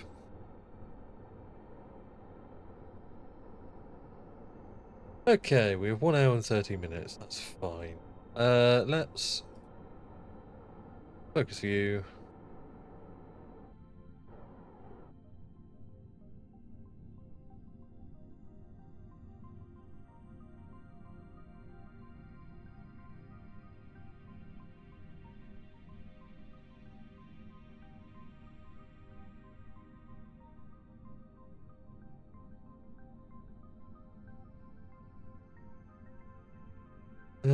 Let's just use maneuver node editor. Makes my life easier.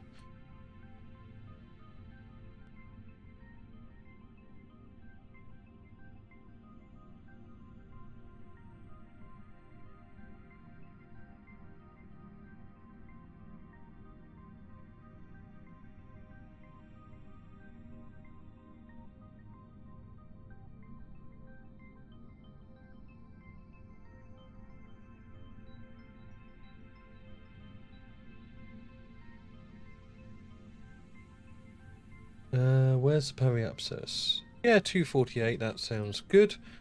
And that gets us directly in line with the places we need to land at. So, let's do that then. Let's line up for that.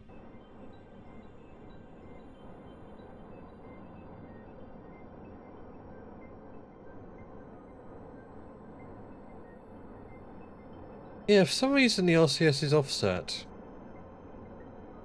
Several places. Which is concerning. Because it shouldn't be.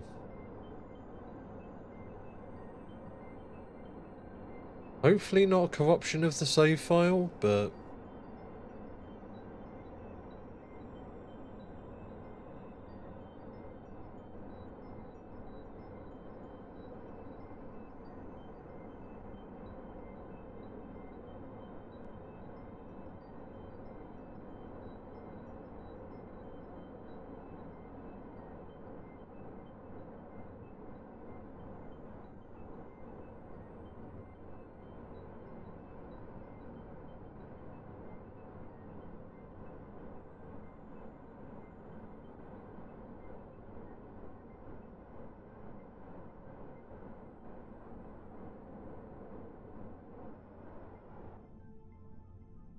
There we go.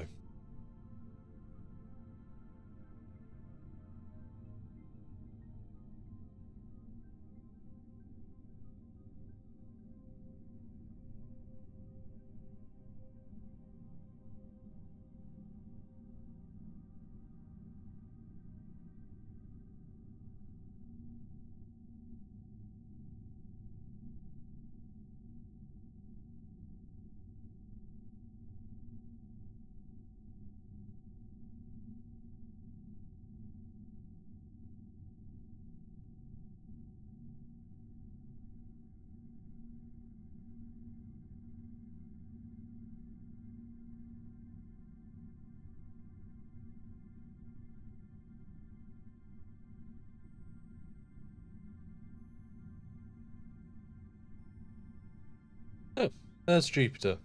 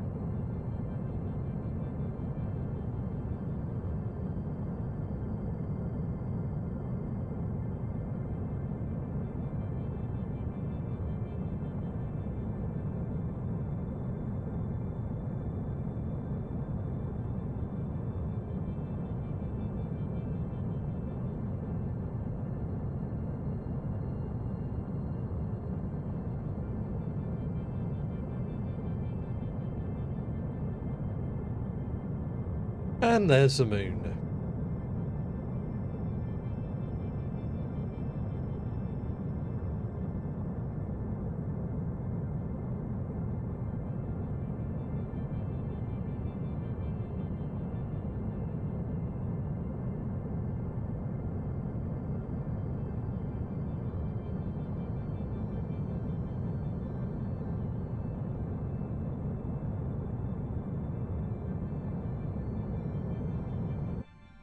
And there we go.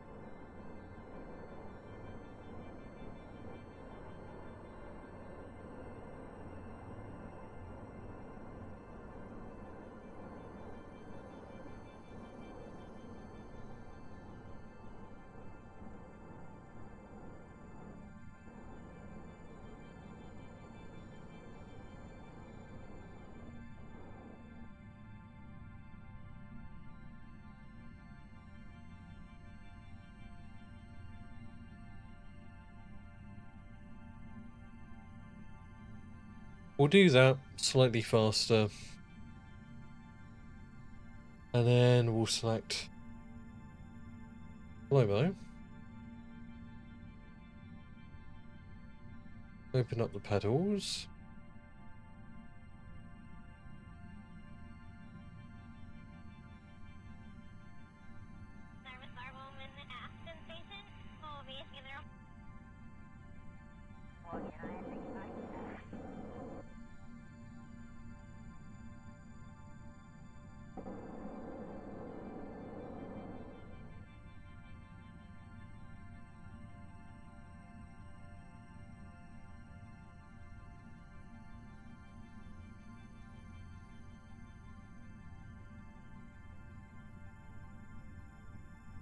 If things start flying, we know what to do.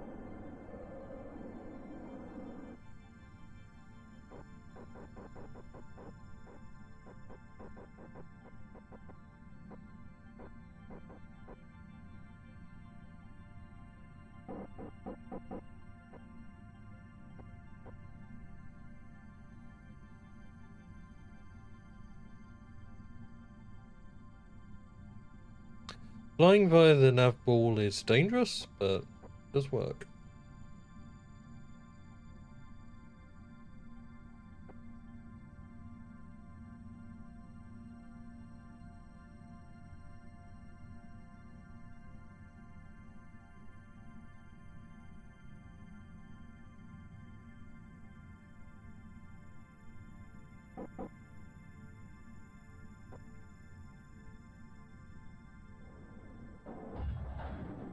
There we go.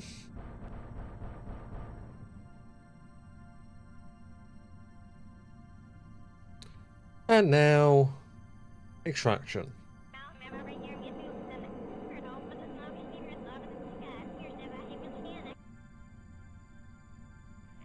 Okay, these are stable.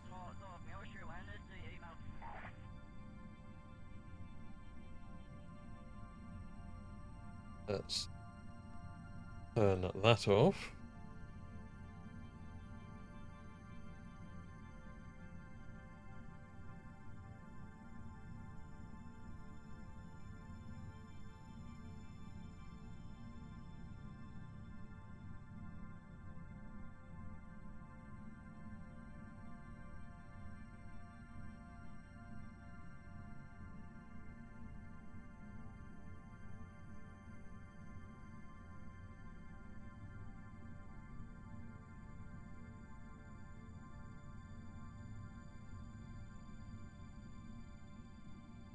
You start off a little bit higher. We do have the performance. And let's send our solar panels and our antennae.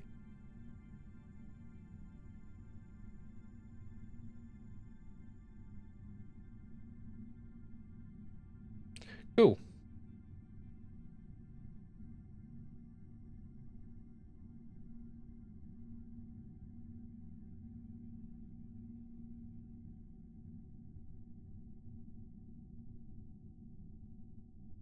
For some reason we're spinning. Why are we spinning?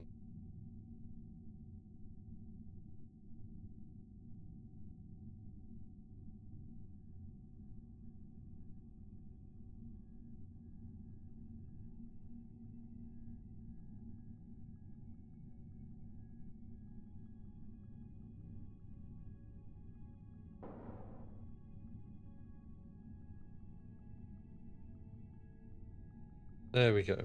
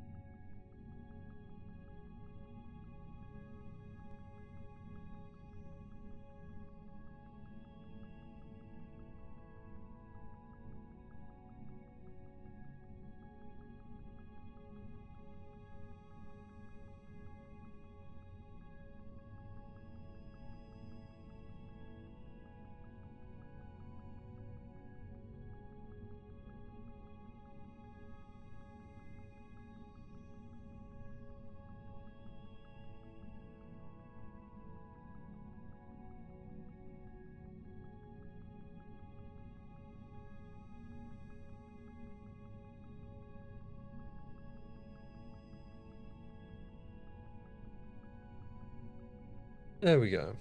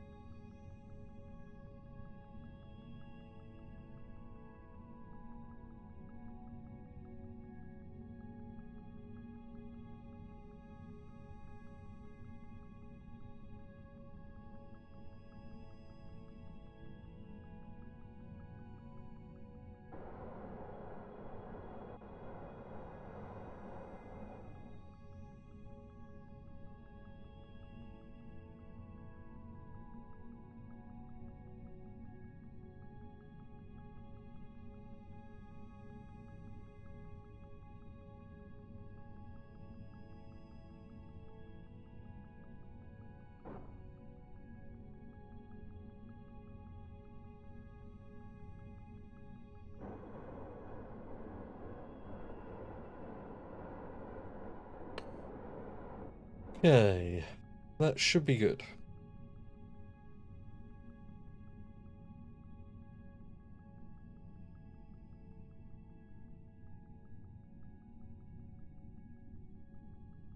Let's hope the engine doesn't fail this time.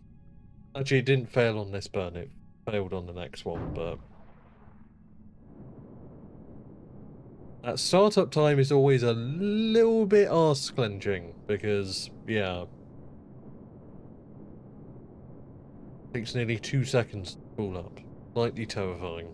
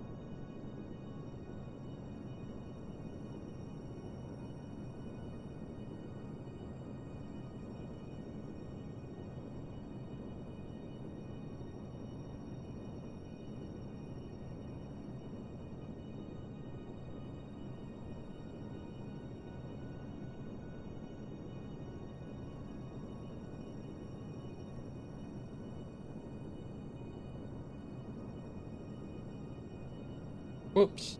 Let's switch to normal physics warp.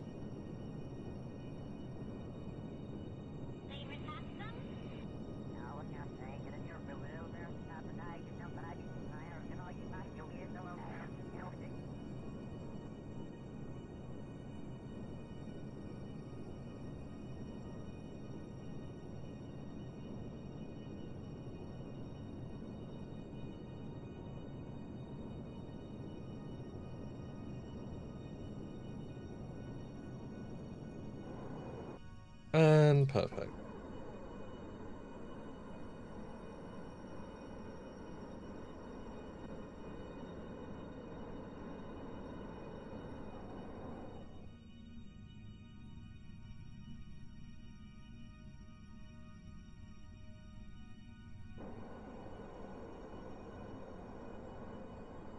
We can basically land on the waypoint at this point, so yeah. That's what we'll be doing. Not exactly on it.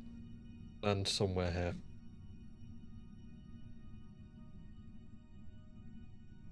First, we have to circular.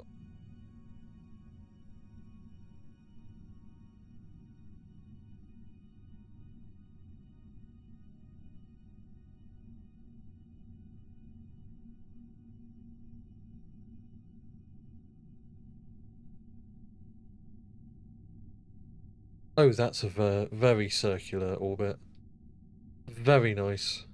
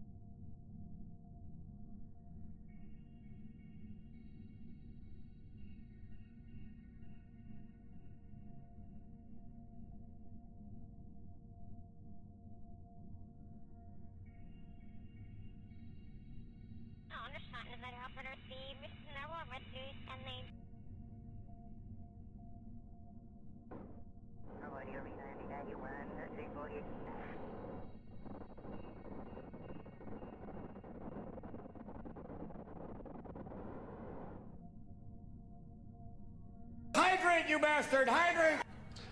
I just hydrated, so it's fine.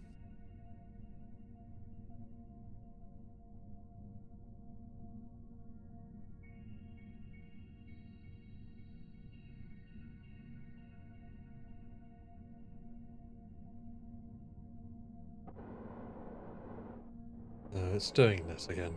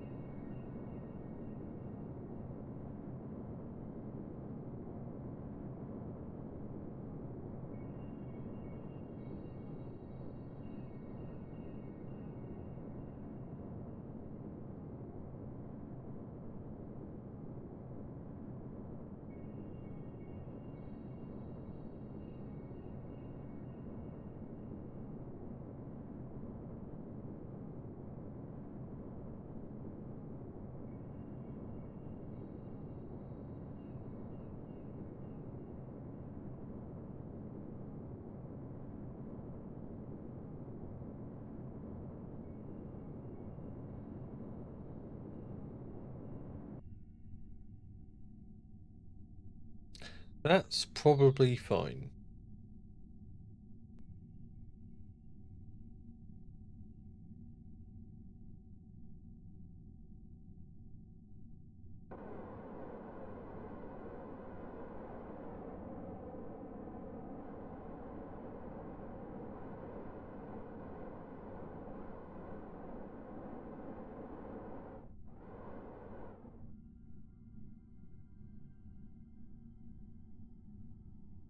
Yeah, that's probably fine.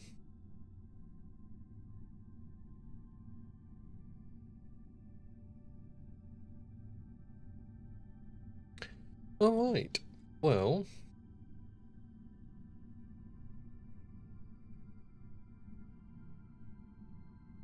Who's our... So we need pilot and scientist.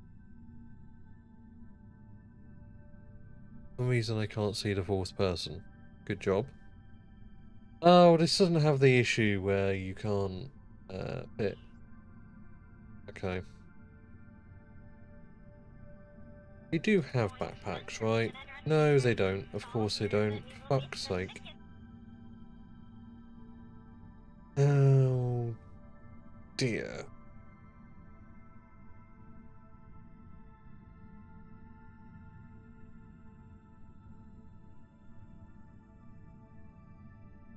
Well, the mission is to land on the moon, not get back. That's not what the simulation's for, anyway. So, if they can't transfer back...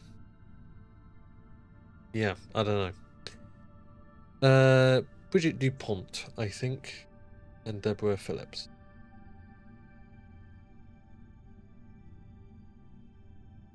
Alright.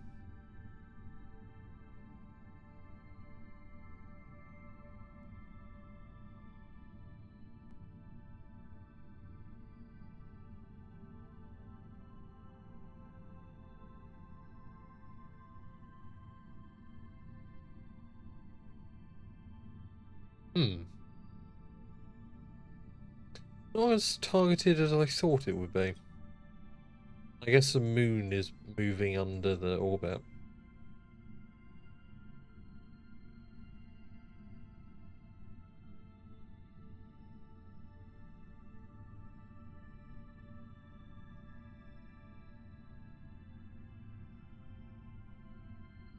And within 1 kilometre.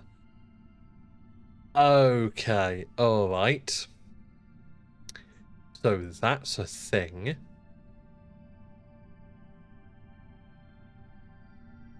That was maybe possible when it was directly under the orbit. Now, no.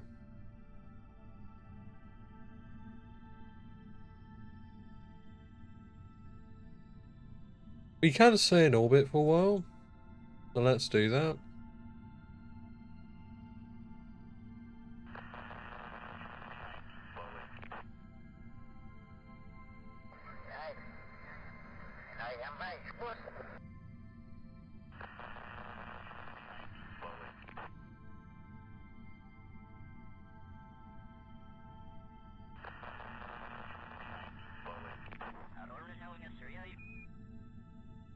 I really don't like the idea of landing on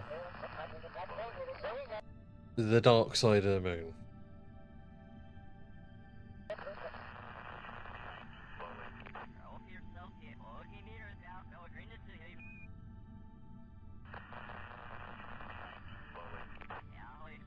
But the theory is that if we do this at a different point in the moon's orbit, we should be in daylight when we land on these.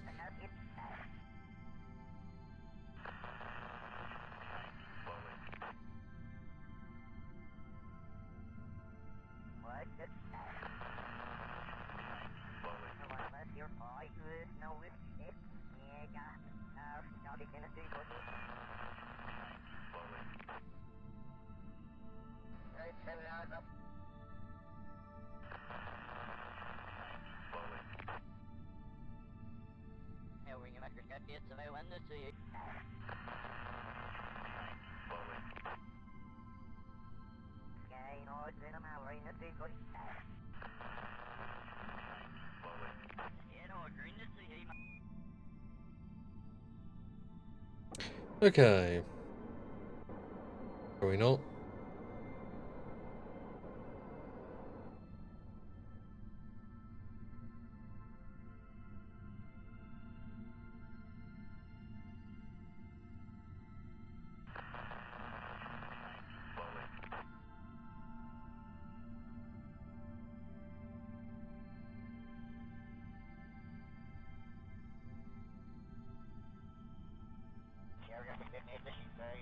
Yeah, we can do one more orbit.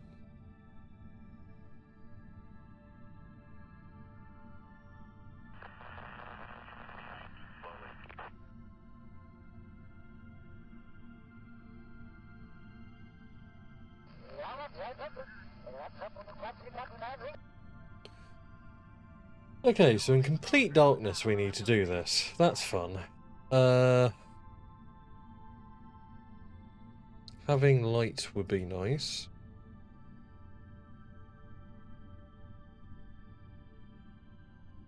Where's turn on the light? There we go.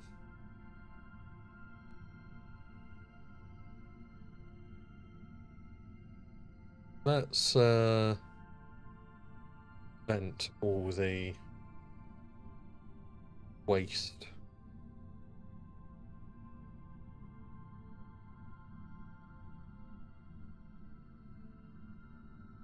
And make sure this has as much power as possible. Food, lithium.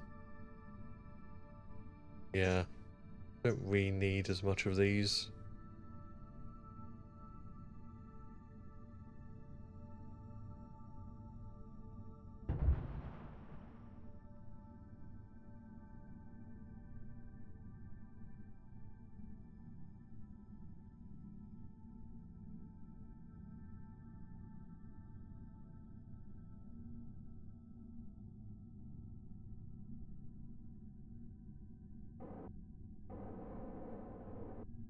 Turning on the RCS helps.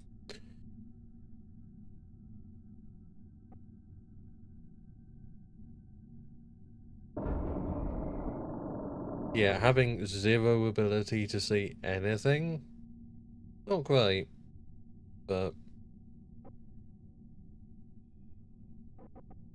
we'll have to rely on just, yeah.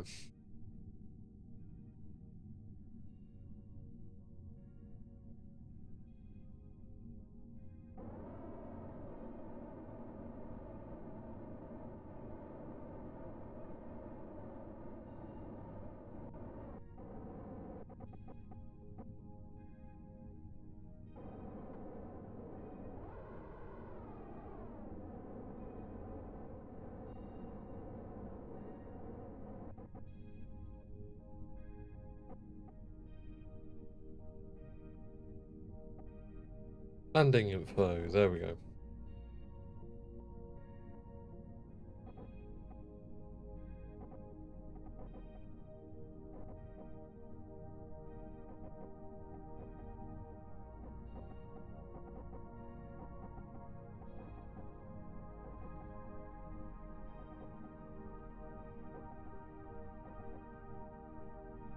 Kinda close enough, I guess.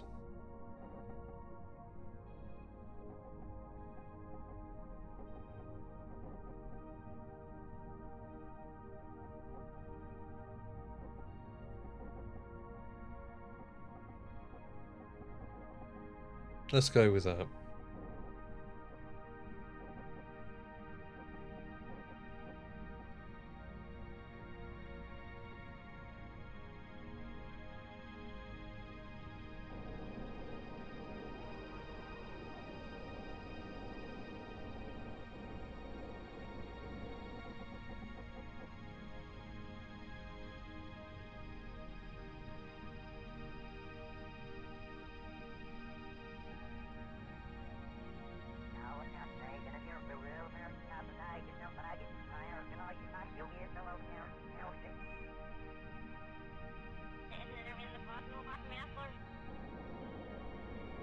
I'm well aware you can't see anything.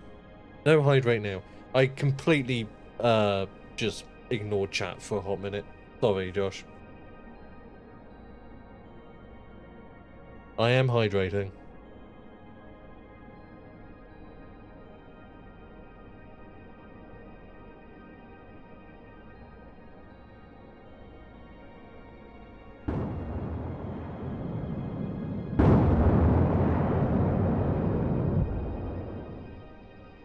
And we had a failure. God damn it.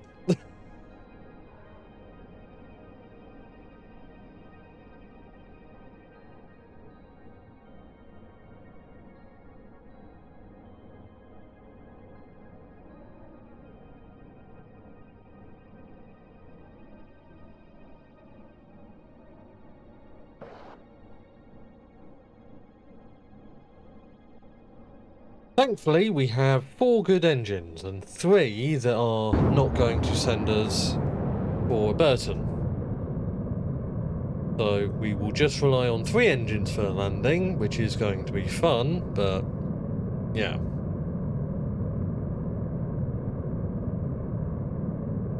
Hey, if we had 1 engine for landing, this wouldn't have worked at all, and this would be very bad, but thankfully, we have 3 good engines.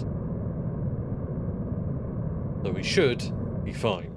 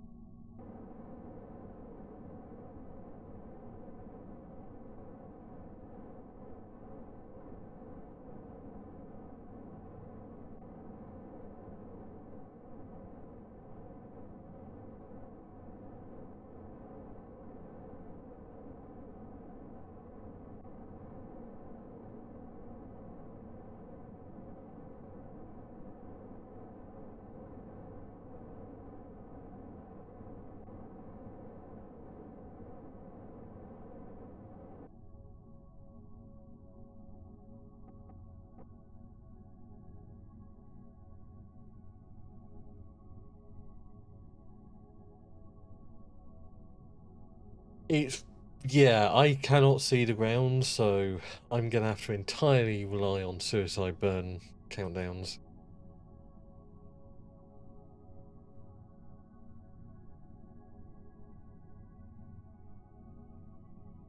At least until, like, the moon becomes a bit more visible. Which it does at some point, but...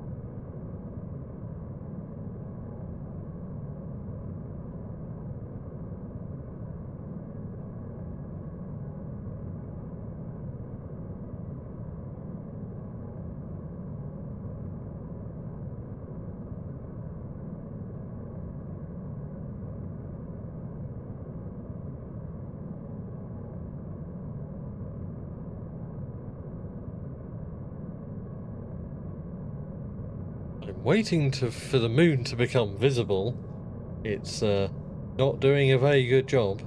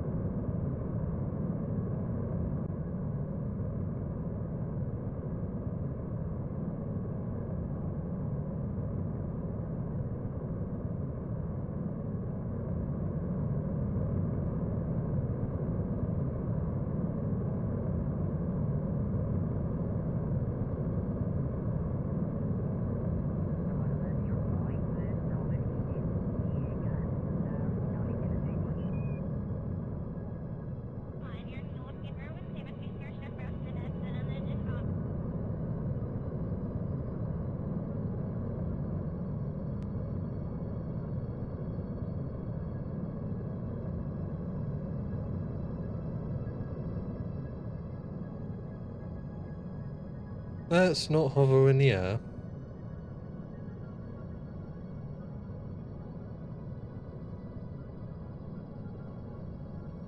Landing lights would have been a good addition. I think we're going to add landing lights. Just in case we have to land in the dark. Which we shouldn't have to. But just in case.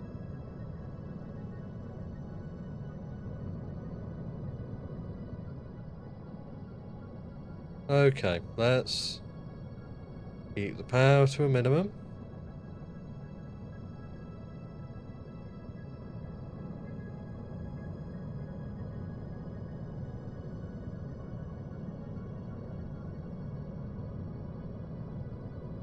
I think we're about to make touchdown. And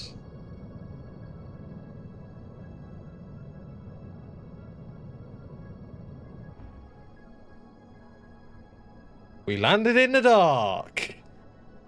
Oh, okay, that is not recommended, but I'll take it. I'll take that. We landed in the dark. Holy shit.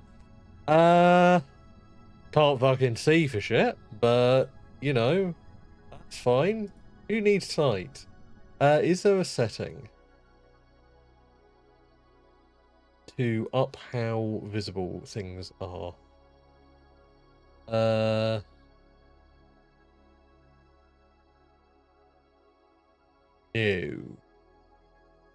Well, ain't that fun? Planet shine. Is there a planet shine setting that could help us here? Vacuum ambient light level is a thing. I don't like raising that, but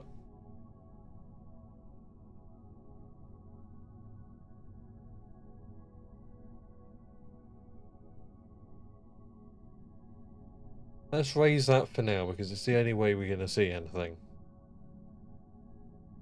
I'm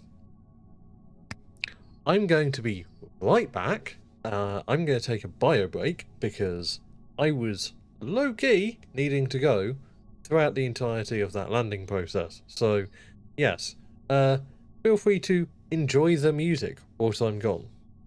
Let me just up that to intro levels.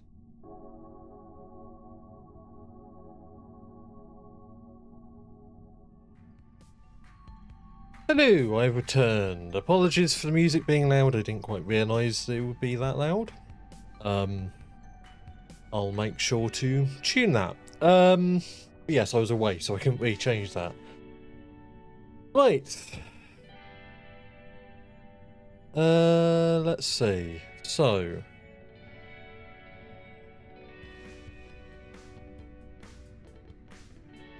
First, let's extend the ladder. Extend. Words are hard. And let's get people out. The scientists should probably go first.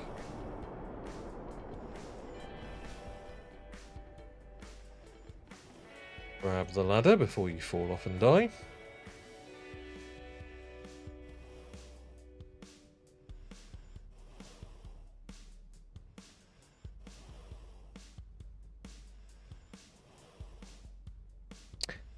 We didn't land within 1 kilometer. That's annoying. We were damn close, I think.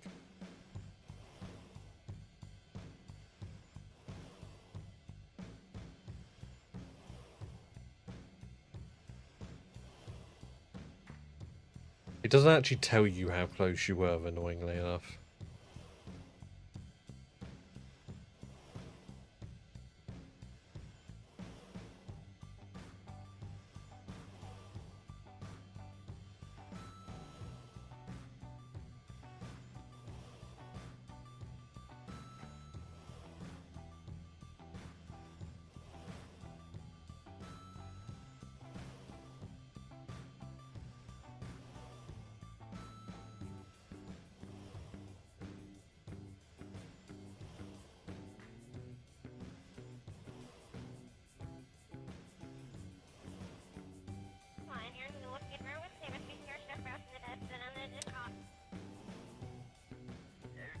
No life hours for the win.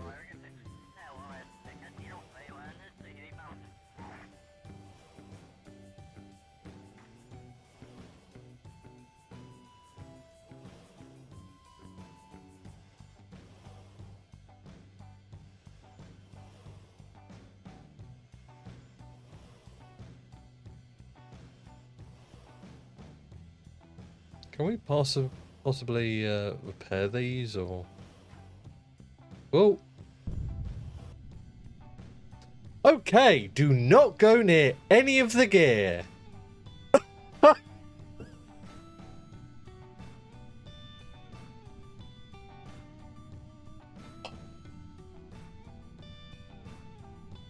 You know,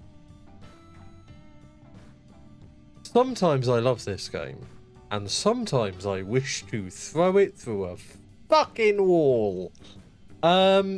Yeah, good thing this is a simulation. That's some bullshit. Physics.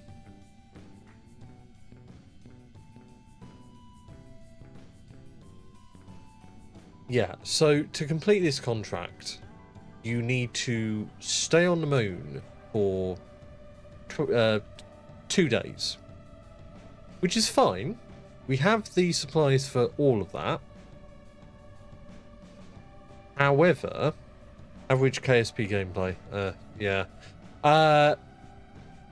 We don't have the electricity for it, so we'll have to be in daylight, effectively. And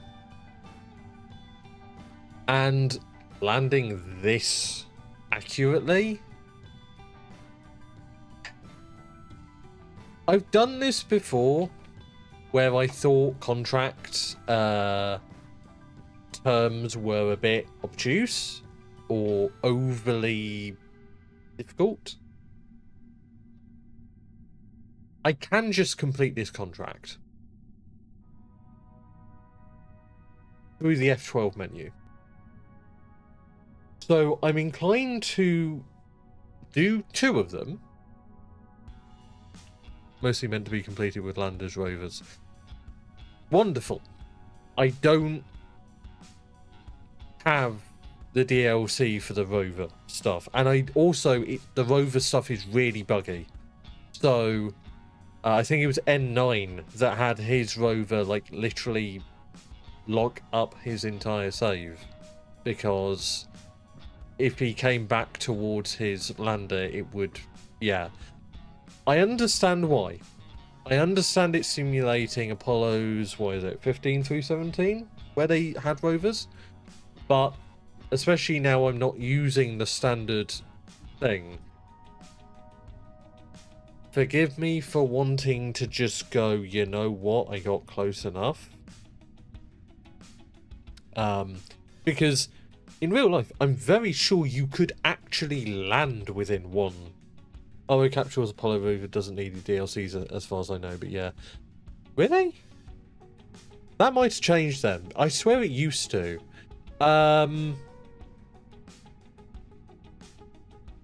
Yeah, in that case, I might... The issue with wanting to try it is yeah, just that it will offset the weight of the bottom of the... So the Apollo... The bottom of the Apollo landing system, the descent module, there we go,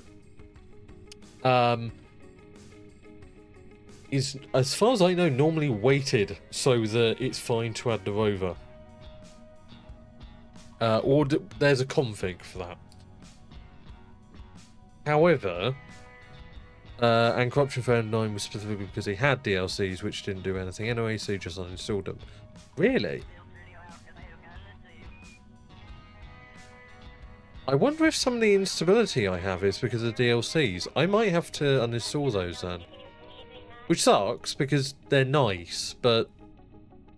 fair. This is the issue I have with them just leaving at 1.12. Like, there were still issues, but okay. Though I'm sure that's not necessarily an issue with KSP, but an issue with RP-1 and KSP.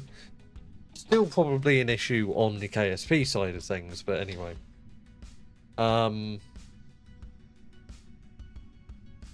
yeah, I'm going to take this requirement as a soft requirement of, okay, if I get within 1 kilometer, cool, I don't need to cheat. If I don't, we got within a reasonable distance. It's not like I'm going to be landing on the other side of the moon to it. I am actually going to make an attempt. So, yeah, that's how we'll handle these. Anywho, let's, well, we have only 3 people now, so we don't have to worry about the 3 people per capsule issue. Which is another issue that doesn't seem, nobody seems to want to fix, which is that the realism overhaul capsules, the 5-man version of them actually can't fit 5 people if you try to reboard the capsule. So if you dock up to a capsule and you try and transfer crew to the capsule, it will fail because it thinks it can only fit 3, but Kerbalism says you can fit 5. It is a complex issue, but it's one they know about. They know how to fix it, and they haven't. So, as far as I know, they haven't. Since I reported it, a year ago. But anywho.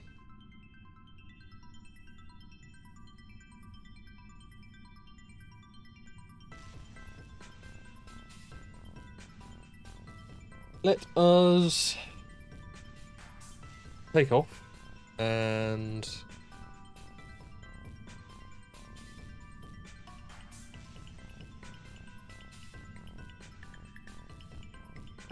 let's shut down these so we can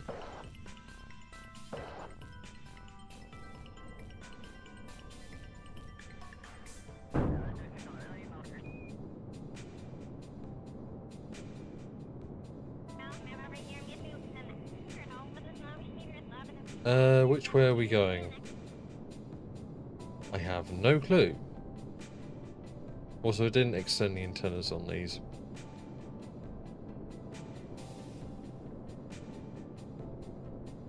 This might be the way?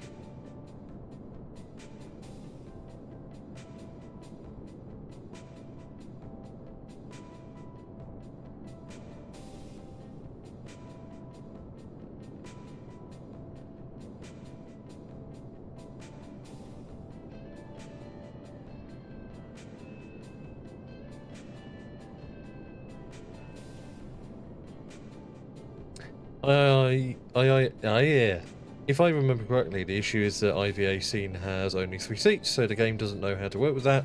This is to have someone model IVA scene for that capsule, but there's no volunteer modelers.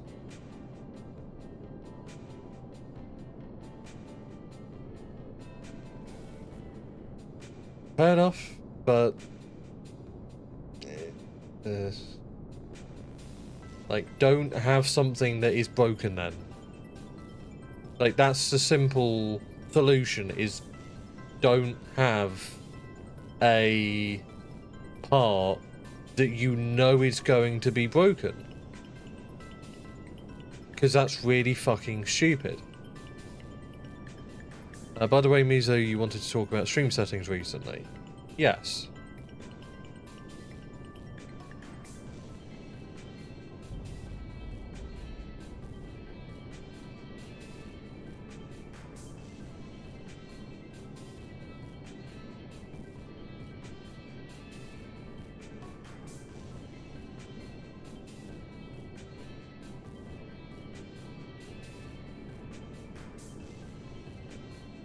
Also, I'm pretty sure the lander blew up.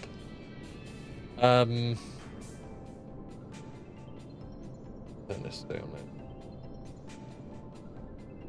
now. I will talk to you about that after stream. Forgive me for not bringing it up. I forgot about it.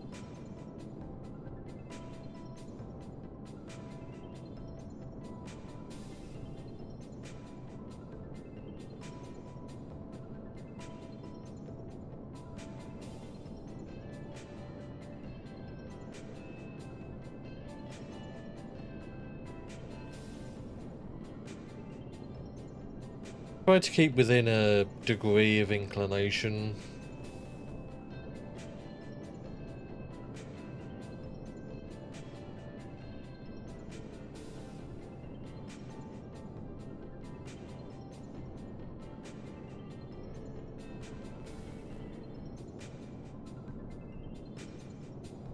I think we can do this now.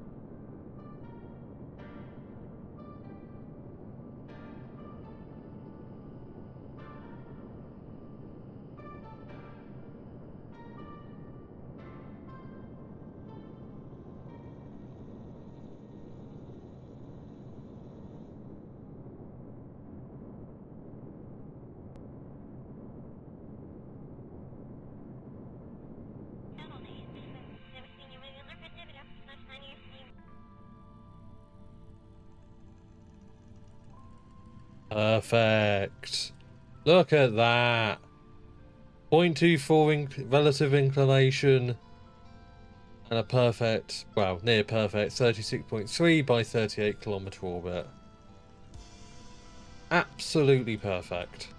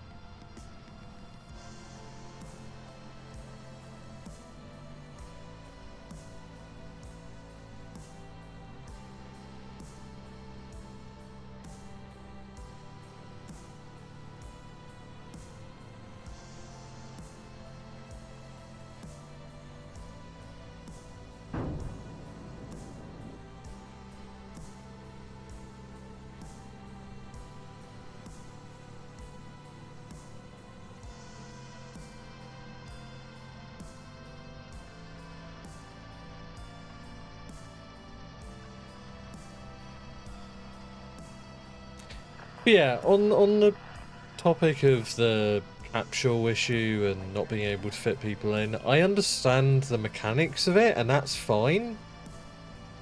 I want people to get paid if they're doing a good job, and if they don't want to get paid, I don't want to push them. However, don't include it then. It shouldn't even be included. I don't care what tech level it is. If it isn't actually functional, why is it included?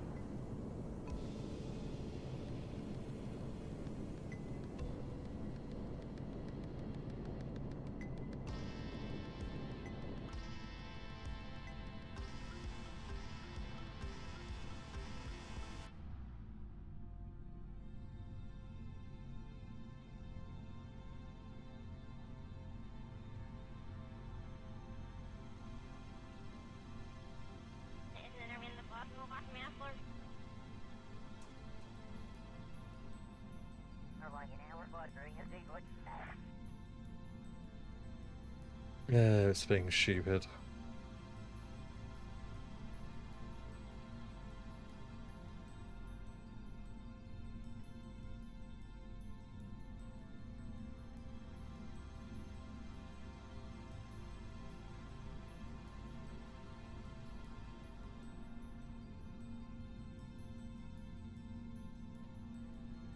I dislike that I cannot see the capsule.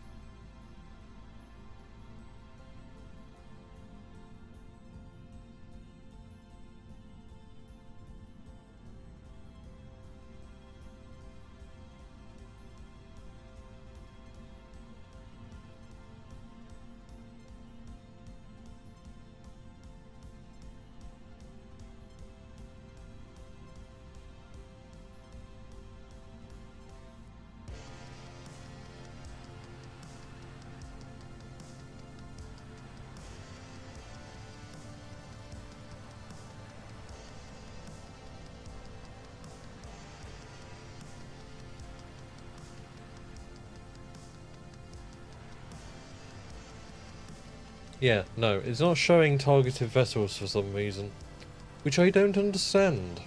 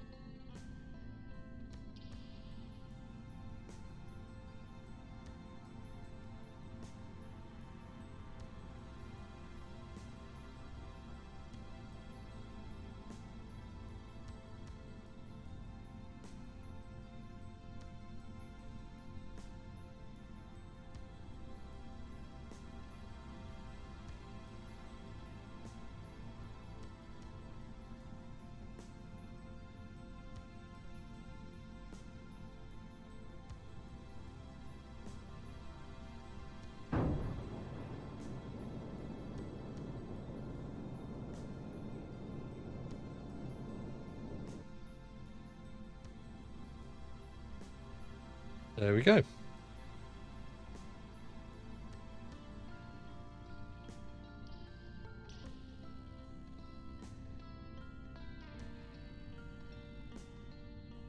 Docking.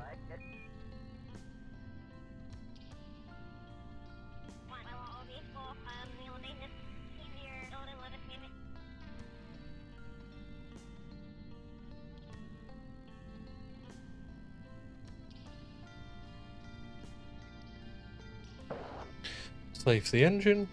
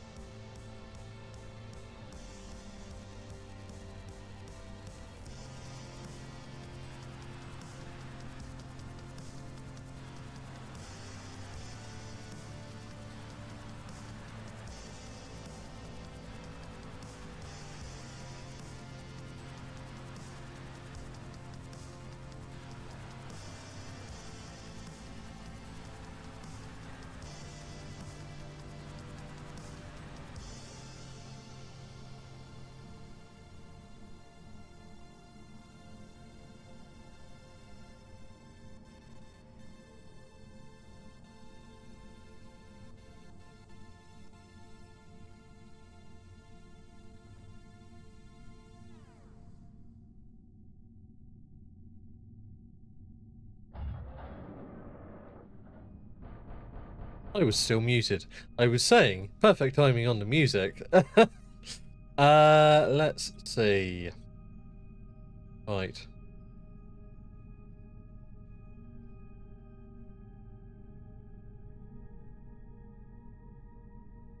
Crew transfer interrupted. Did he actually do it? Yes. Good. Cool.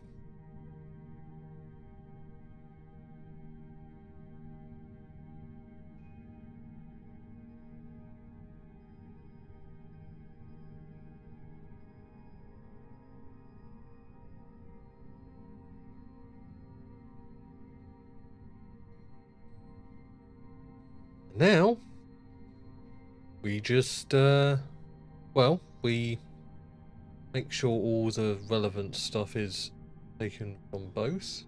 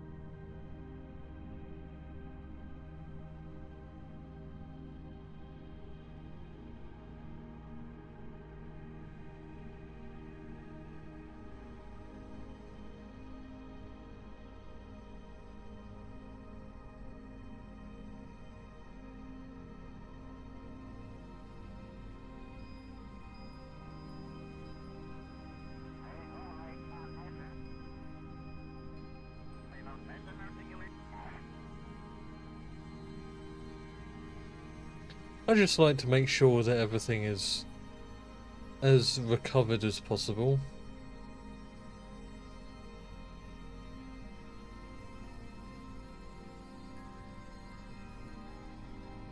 Right, I think that is everything.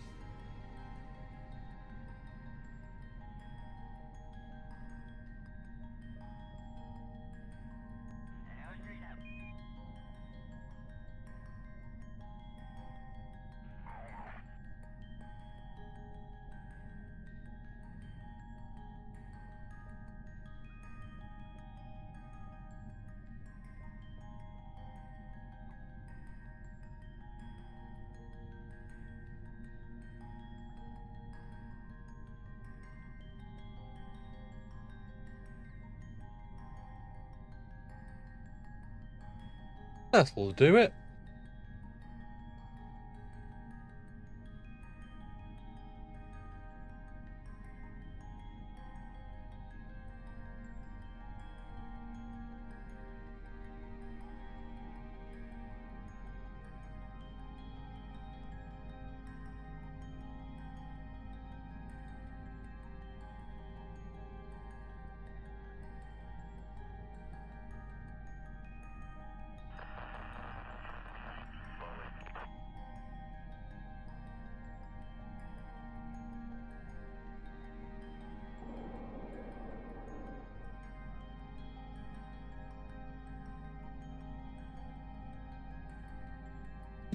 We can honestly do it at any point, but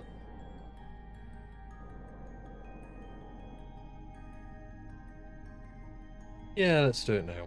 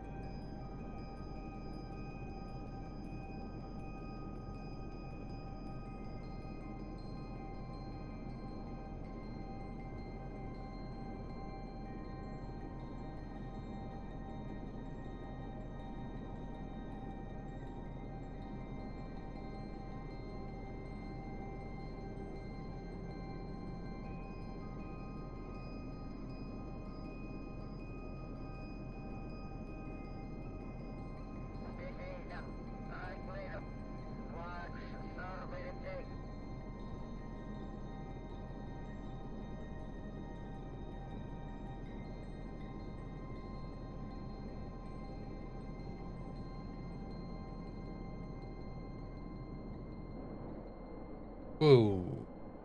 A little bit of an overburn there. Just a little bit.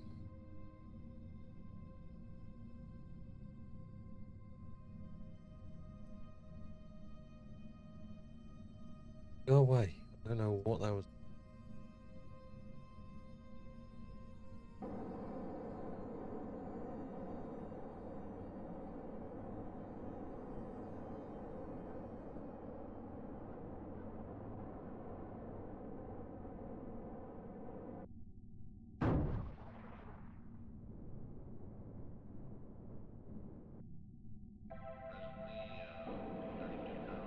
There we go.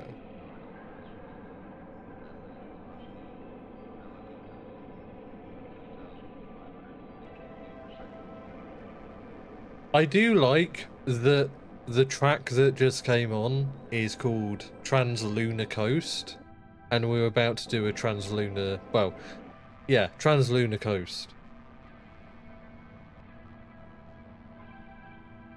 Or the inverse of one, at least. Good timing.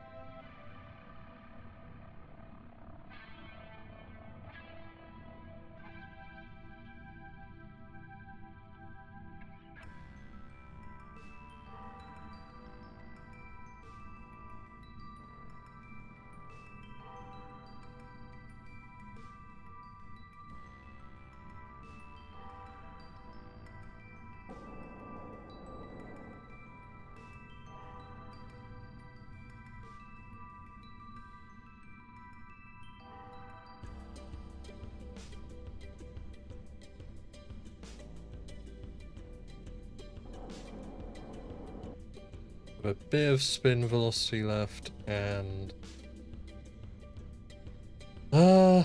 yeah, that should be good enough.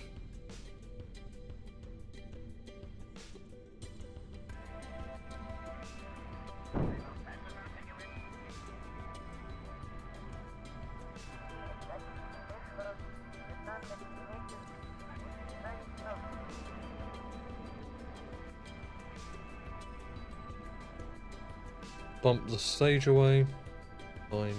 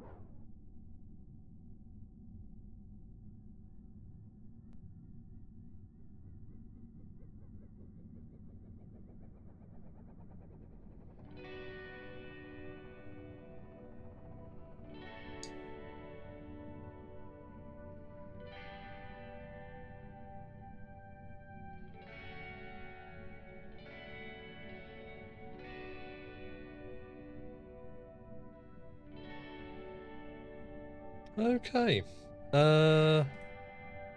Let's COM shift.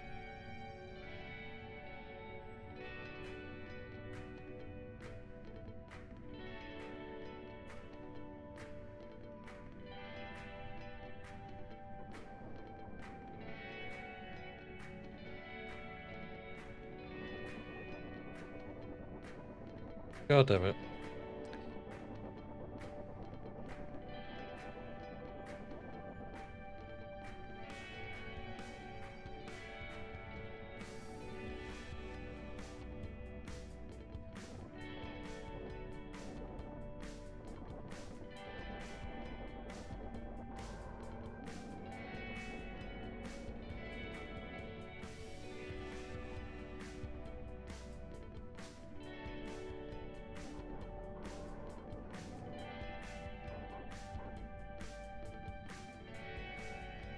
Looks like we're coming in over land.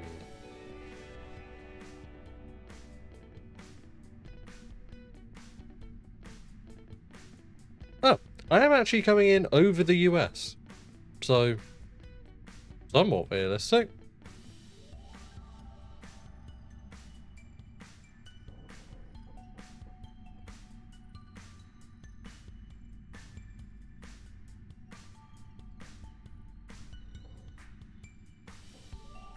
I think 10 degrees is probably safe.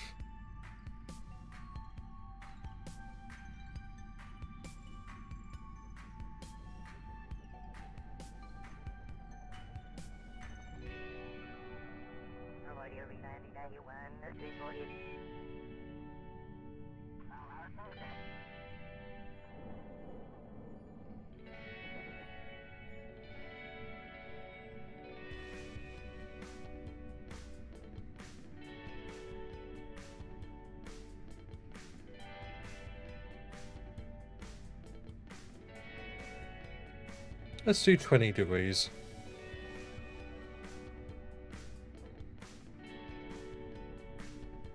Or 30.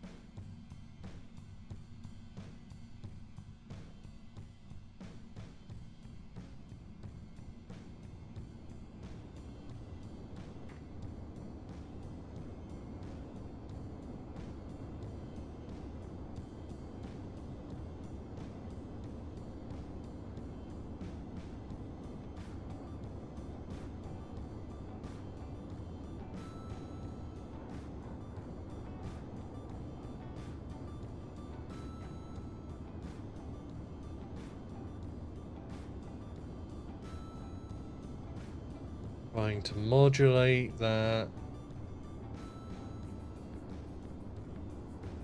Okay, vertical speed is going up too high.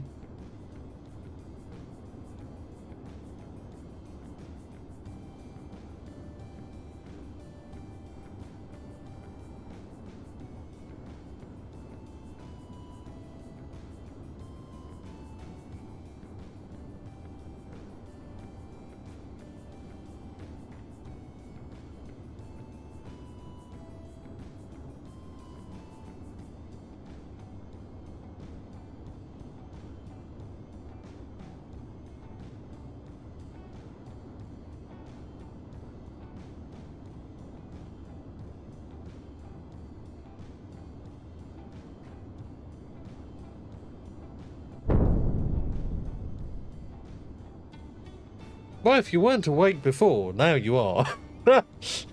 Wasn't expecting that sonic boom. And that one.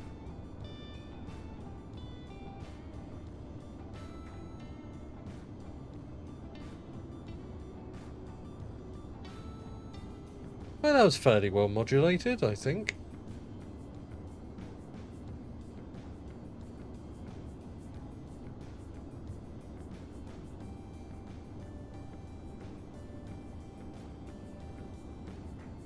Didn't even use up any ablator on the capsule.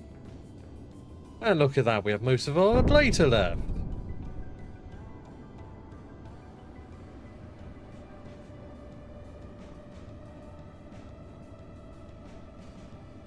And we're skipping out of the atmosphere, which is fine.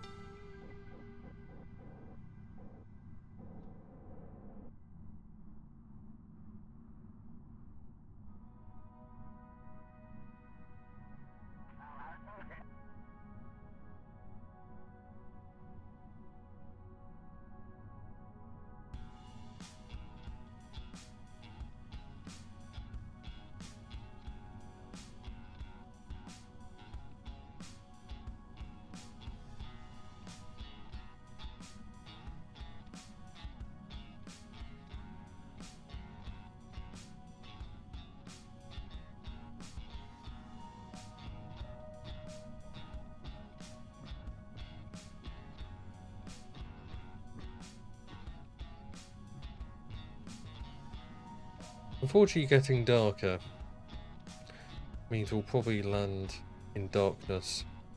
Oh well.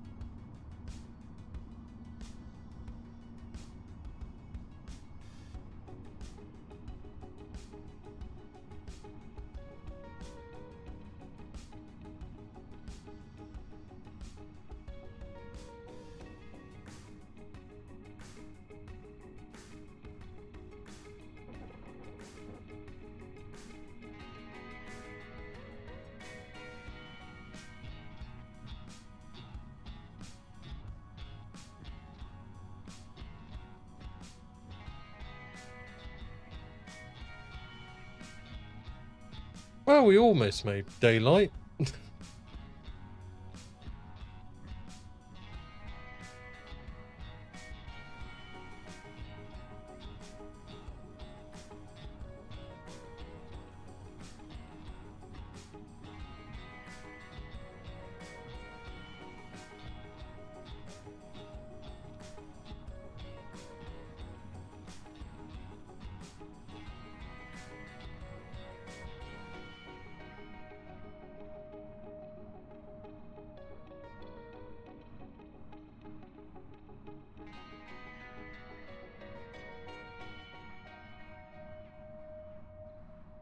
I think this altitude is fairly fine for parachute deployment.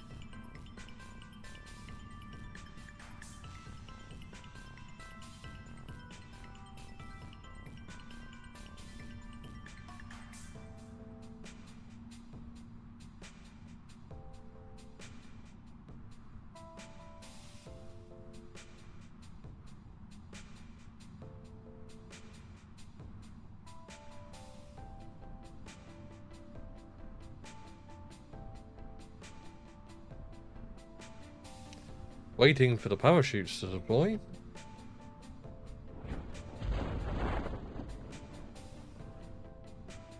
I didn't time that. That was just me getting impatient.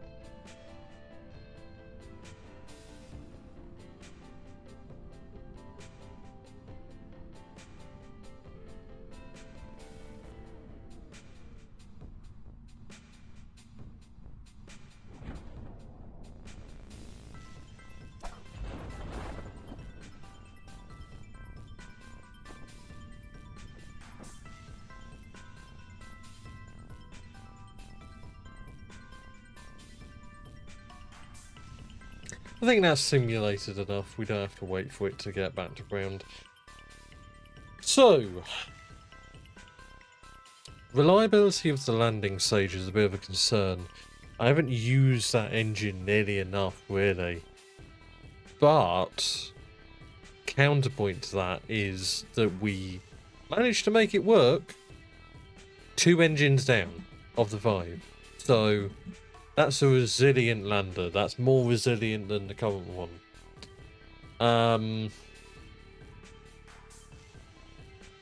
Other than that, I think the main issues are just landing on the light side of the moon and, well,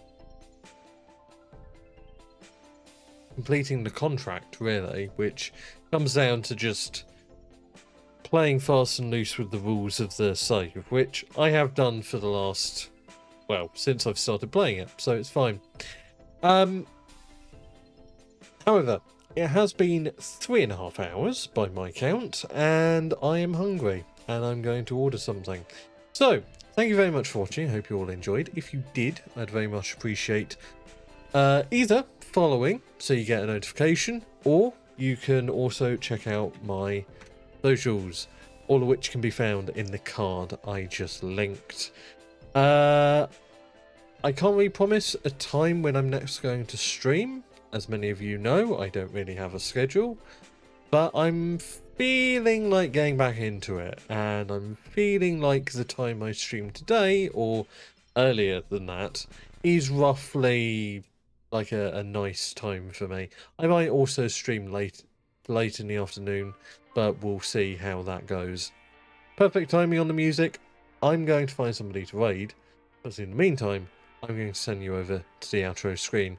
Thank you all for watching, and until next time, I will see you all later. Bye-bye.